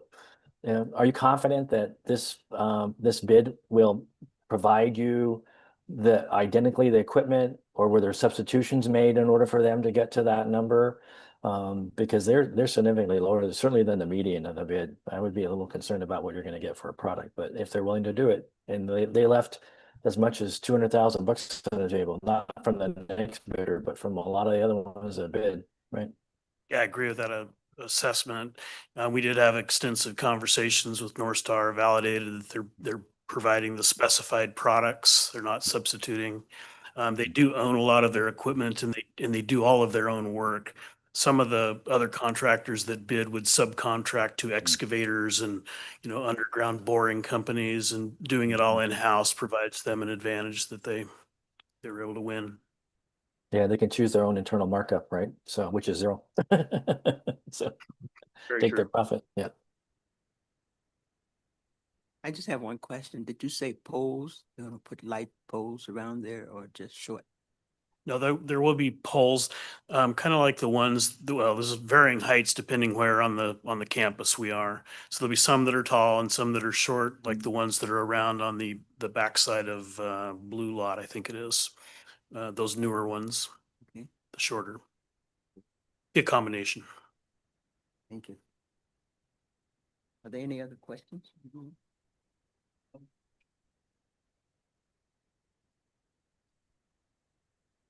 If we have no other questions, I'm asking for a motion to approve resolution number R 2536-37.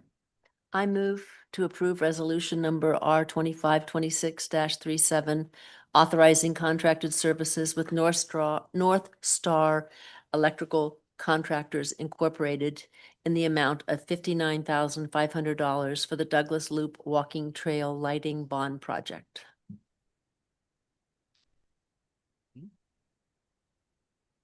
Can I hear a second? Second. It's been moved in second to approve R 25/26-37. The lighting contract. All those in favor say aye. Aye. Aye. Those opposed? The ayes have it. The motion passes, Katie. Thank you. You're very welcome. Thank you, Dale. Now we are on the employee cost of living and benefits adjustment. Last item on our new business is the employee COLA. So I will turn it over to President Cook for this item. Thank you, Chair. This is the time of the year that we come forward with the cost of a living adjustment for the administrators, and administrative professionals. All of the rest of our COLAs are bargained, and we're currently actually in bargaining on all three of those. So what the way we do this typically is we've looked at the CPI-U West Region rate published by Bureau of Labor Statistics, so we can keep up with our pay scales and stay market competitive. The most recent forecast for the CPI is 2.8% for salary and associated payroll taxes. We are asking actually at this time for 2%. For administrators. This obviously is a deviation from what we typically do with CPI. It could cause us some challenges down the road if we fall behind too much, but right now this is what we're proposing is a 2.2% increase for administrators and administrative professionals. Are there any questions? Yeah, I have one. Mhm.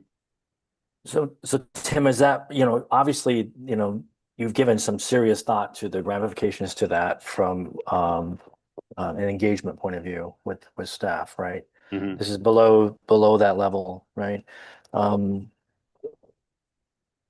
I'm not sure how to ask this question, but do you think there's going to be some engagement problem with staff because of it? And then why aren't we, proposing the 2.8 other than you have to meet also the budget constraints you're under as well?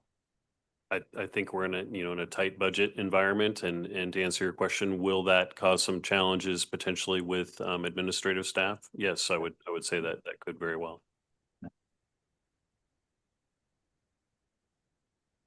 Any other questions? I'm asking for a motion. Chair Crenshaw, I move to approve salary benefits and employment-related adjustments for administrator and administrative professional employees effective July 1st, 2026. Can I get a second for that? Second.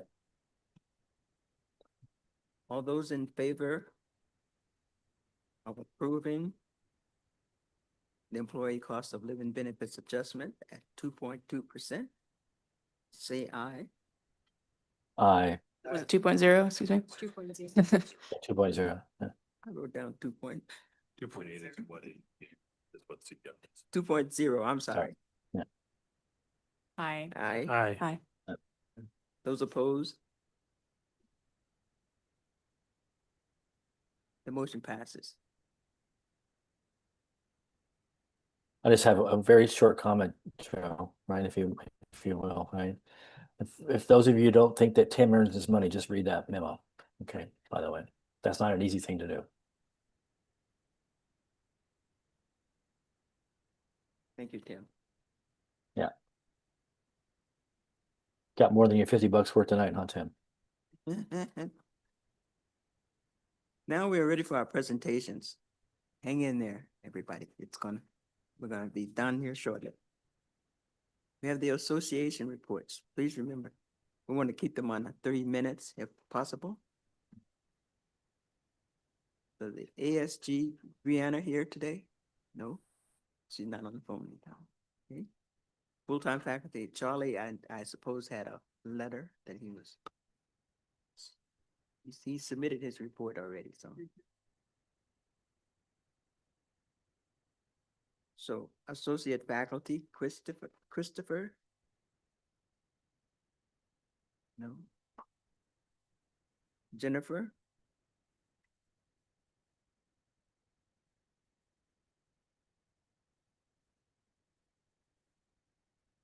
Thank you for being here tonight, Jennifer. Thank you. I had a slightly different report prepared for you tonight, but I'm going to go forward with what I had and just change it a little bit at the end here. I have the privilege of sitting at this table and claiming this time to speak with each one of you each month by virtue of my role as the president of the Association of Classified Employees. I thought a lot about what I wanted to use my time up here to talk about today. And let me tell you, on behalf of 170 classified employees, there's a lot I could share with you. I could share some of the awesome work classified are doing around campus, on the job, outside of the job to make our community better. That's one of my favorite things to talk about. I could share with you our frustration around the continued struggle to have our arbitration award upheld. I could share with you some of the collaborative wins we're steadily working on towards bargaining right now. Instead, I decided to talk a little bit about me and you and gratitude. As I said, you all know me as the president of the Classified Union. You may think of most of the other people who were here at last month's exciting budget committee meeting as members of one of the 3 unions at CCC also, but I want to make sure that you know that we are much, much more than that.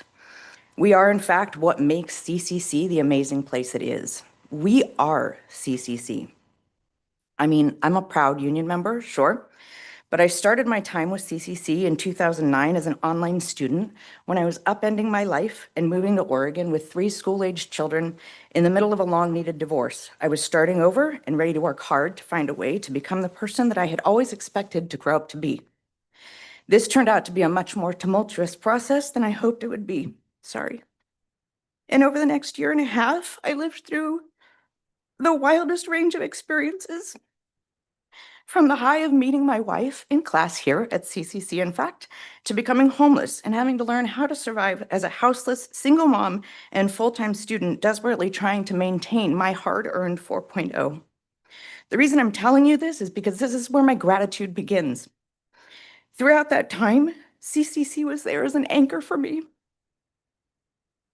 I read this like 10 times so I wouldn't get upset while I was reading it. CCC was an anchor for me and helped me figure out not just how to survive, but how to keep moving forward toward my goals. CCC provided me a restart to my education, but it also provided me a safe and secure place to focus on what I needed to do. I found part-time jobs at CCC and textbook grants, free Wi-Fi, and a warm place to do my homework, and strong and sincere support of employees like Lily Mayer in the biology department, James Graybill in the English department, Shelley Perini. All these people are retired now, but they may be names that some of you recognize. CCC was there for me as I finally moved on to finish the bachelor's degree that I started in 1992. And CCC was there for me with a full-time job as a classified employee in the science department when I was ready for it. CCC was there for me and my wife's now grown children as they started each of their college journeys. CCC's been there for my 8-year-old grandson as he has grown up in the science department and exploring the ELC and riding his bike around campus. So while CCC was once my home base when I literally didn't have one, it is an even more integral part of who I am now, 16, almost 17 years later. Parts of my story may be unique for many people, but the connection that comes from the experiences that make CCC more than just a workplace for us are pretty universal. This is what I mean when I say we are CCC, and I ask you to remember that next time you're inclined to think of one of us or all of us as only union members. It was instilled in me as I was growing up that there's no higher calling in life than giving back, being of service to others, and always working to make the world around you a better place. That's part of why I've been involved in union leadership since 2012. It's part of why I'm on all the committees I'm on here at CCC. It's part of why I'm on the PTO at my grandson's school and why I'm a budget committee member for the North Clackamas School District. I know that taking on volunteer roles like the one you all have here is hard, it's time-consuming, and it is often thankless work. It always helps me to remember who I'm doing that work for. In the case of my job, I'm doing it for the students. In the case of my union work, I'm doing it for my colleagues, but that's also for our students. Strong unions make for strong schools. In your case, your positions were elected by the voters of Clackamas County. That's also me, by the way, as a resident of Rob Wheeler's district. We voters of Clackamas County, a group to which most of our classified employees belong, elected you to be good stewards of college resources and make good choices based on what's best for our students and the college community at large. Last month, we really got to witness that in action, and that's where my gratitude continued. For the first time in 16 years that I've been a part of this college community, I got to witness an amazing thing happen last month. It's dismaying that not everybody saw it for the amazing thing it was. At that budget committee, we watched an impassioned group of CCC employees and community members show up and get fully engaged in the democratic process. And I got to watch this board and the budget committee listen to them and then take the bold and hard step of presenting amendments to the proposal you were given by the administration, and then second these amendments, and then vote overwhelmingly in favor of approving the budget with those amendments. To be clear, that is part of the process. Listening to people and making changes is not an undermining of the process. It's a built-in part of the process. Nobody at that table was elected for their ability to raise and drop a rubber stamp.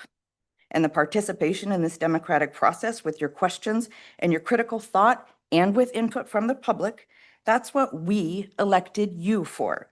As a Clackamas County voter and a CCC employee and a CCC alumna and a CCC union leader, I appreciated beyond belief seeing that part of the process work. You did a hard thing, and you did the right thing last month in honoring the whole process. That's what CCC is supposed to be about. I have one question too. Doesn't require an answer right now, but Tim, you said that the changes to the tool room and automotive technician positions were not supposed to start until next year. The original budget had them starting this year, and those people had already received notices that they were not working this summer. So I'm asking for confirmation that Jessica Phelps and Andrew Daniak will still have work this summer and don't have to worry about those cuts until next year. Yes. Yes, they have work this summer and will not have to worry about it until next summer. Thank you. Thank you. Thank you, Jennifer, for 17 years. That's outstanding.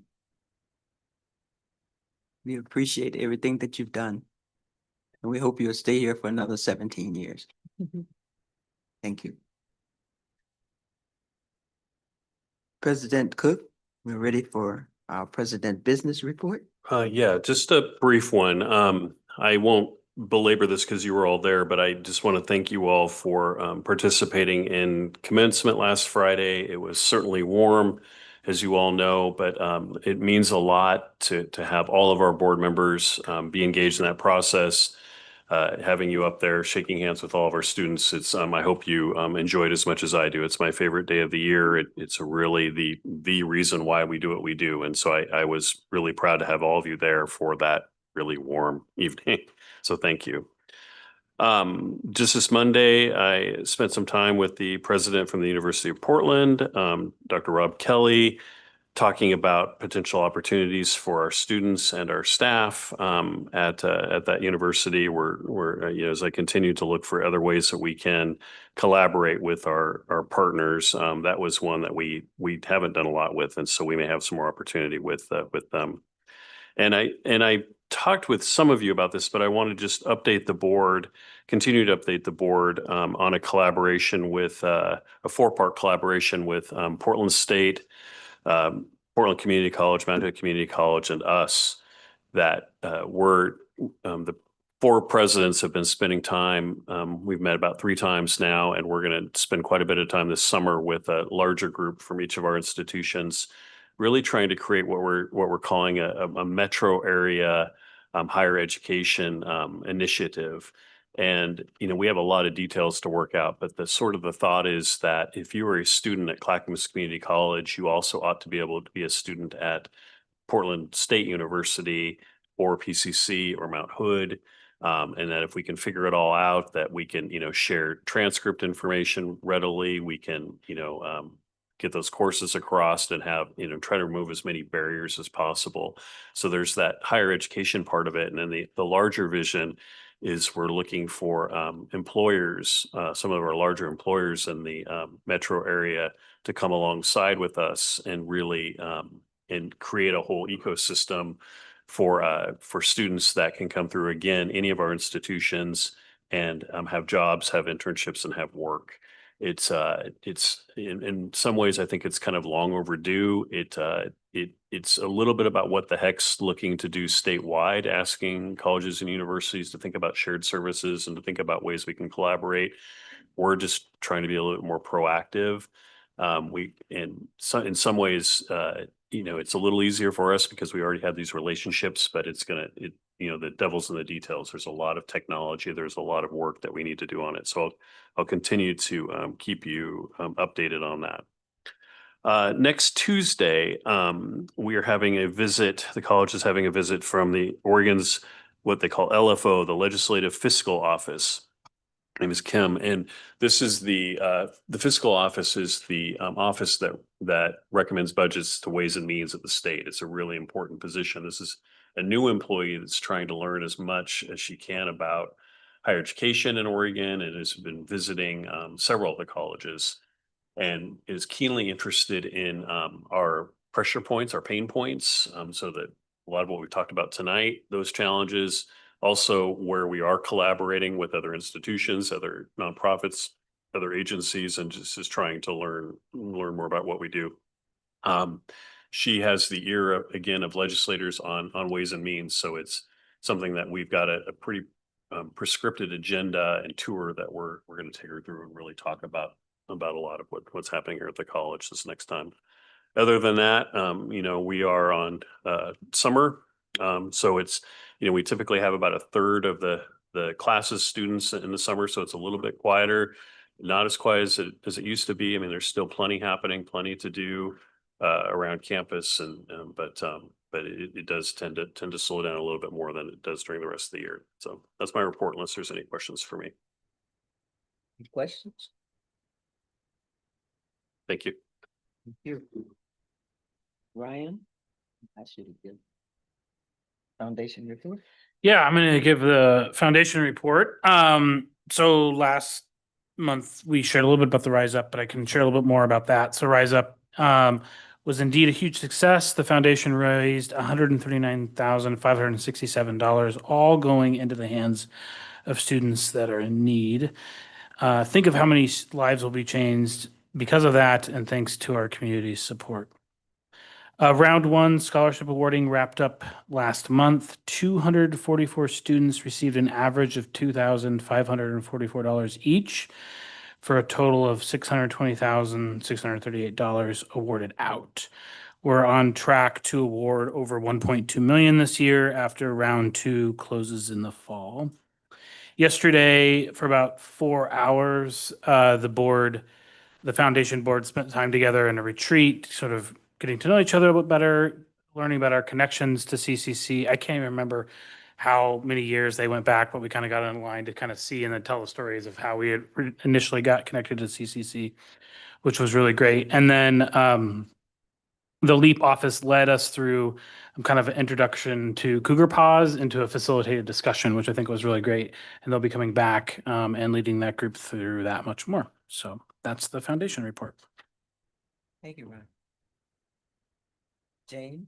I have a rather short OCCA report. June 25th, there will be a lunch and learn webinar at noon on public meetings law, and especially focusing on executive session meeting requirements. You can register on the OCCA. You can register on the OCCA website, and also it will be posted after the fact that if you can't be there, which I never can be there, but if you can't, you can look at this on their website. The conference is November 4th through 6th in Sun River. This is just something I hadn't heard about, and I don't know who it applies to, but that there's a Workforce Pell Learning Lab next Tuesday, June 23rd at the Chemeketa Wine Studies Center, which is free to people to go. And it just sounds like that's probably a really interesting lab and a beautiful place. Again, for those of you, I've already asked you today, but those of you who have not filled out your survey, please fill out your survey. Your governance and leadership education needs survey that I sent today. So that's it for OCCA. Terrific. I sent them a survey and today. Rob, do you have them? No, I don't have anything to add. Thank you. Reed? I wanted to thank President Cook for collaborating with the four institutions, well, including us. That's very exciting because I think the way forward is the more we can work together, the easier it's going to be. And I think, in speaking to students who kind of went from Clackamas to somewhere else recently, it's a very challenging process. And so having some collaborative approach to be able to share the process with our students is really exciting. Thank you for your continued leadership in all things education. And I just wanted to say the commencement was incredible. It's always so powerful to see so many students come through the stage. And I always remind myself, for all the students that are there, there's a large percentage of students who, for whatever reason, didn't walk the stage. And seeing students with their children on stage is always so heartwarming. Thank you. Yeah, I just want to echo commencement. Nothing like a bonding experience in the sweat tent or whatever we want to call it, with robes with all of the board members. And but I think it's the first commencement I've attended at CCC, and being that close as a board member. And I think the piece that was most profound for me was, as the students walked across the stage, being able to see them, look at them in their eyes, and sort of just some sort of anxiety of like, I don't know if I want to walk across the stage, make sort of all those sort of, am I shaking the right person's hands? All those sort of anxiety things that come up, but just this like excitement and energy, the cheering and yelling and whistling from the loved ones, the children being very confused what's going on, but also like excited in a way, weird way too, especially when they got a piece of candy.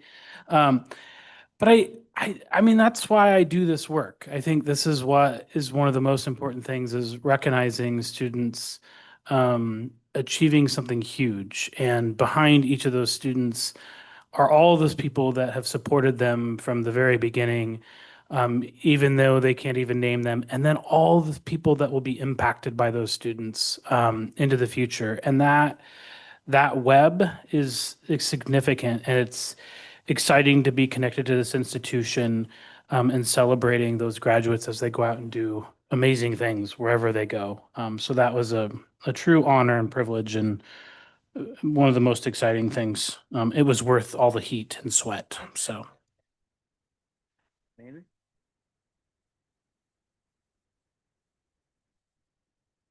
You sure? My thoughts tonight are going to be with Jessica Phelps and Andrew Danick. I hope that they're able to find supplemental income in the coming year. Wade?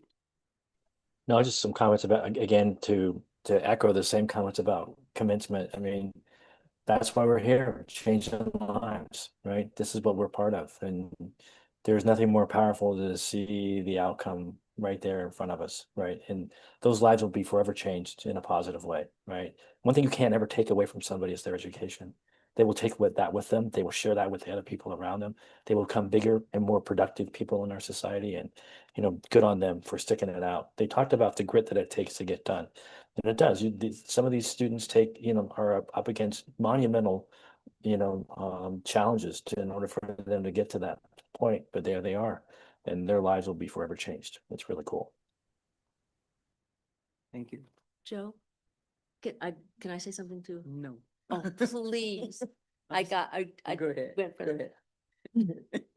I just wanted to echo what everybody said, but also, and with Jennifer, you will know too, all of the people working behind the scenes to make this happen was incredible. I mean, it was just such a joy to see people running around and getting water and setting up chairs and putting, steaming gowns and herding cats and greeting parents and filling up water bottles and water buckets. And it was so cool to just see that excitement. And what was cool for me too, and I mentioned this to Katie, that I often don't see a lot of people and as a board member. I don't know a lot of these folks, and it was really kind of fun to get to meet them. So just wanted to say that. Well, you stole my thunder. That's what I was gonna say. That's all right. I'll let you have it this time. Katie, thank you for organizing, planning that. That was really great. To all of the staff, all that was there, it was absolutely monumental. And I want to let you know, I brought my fan back.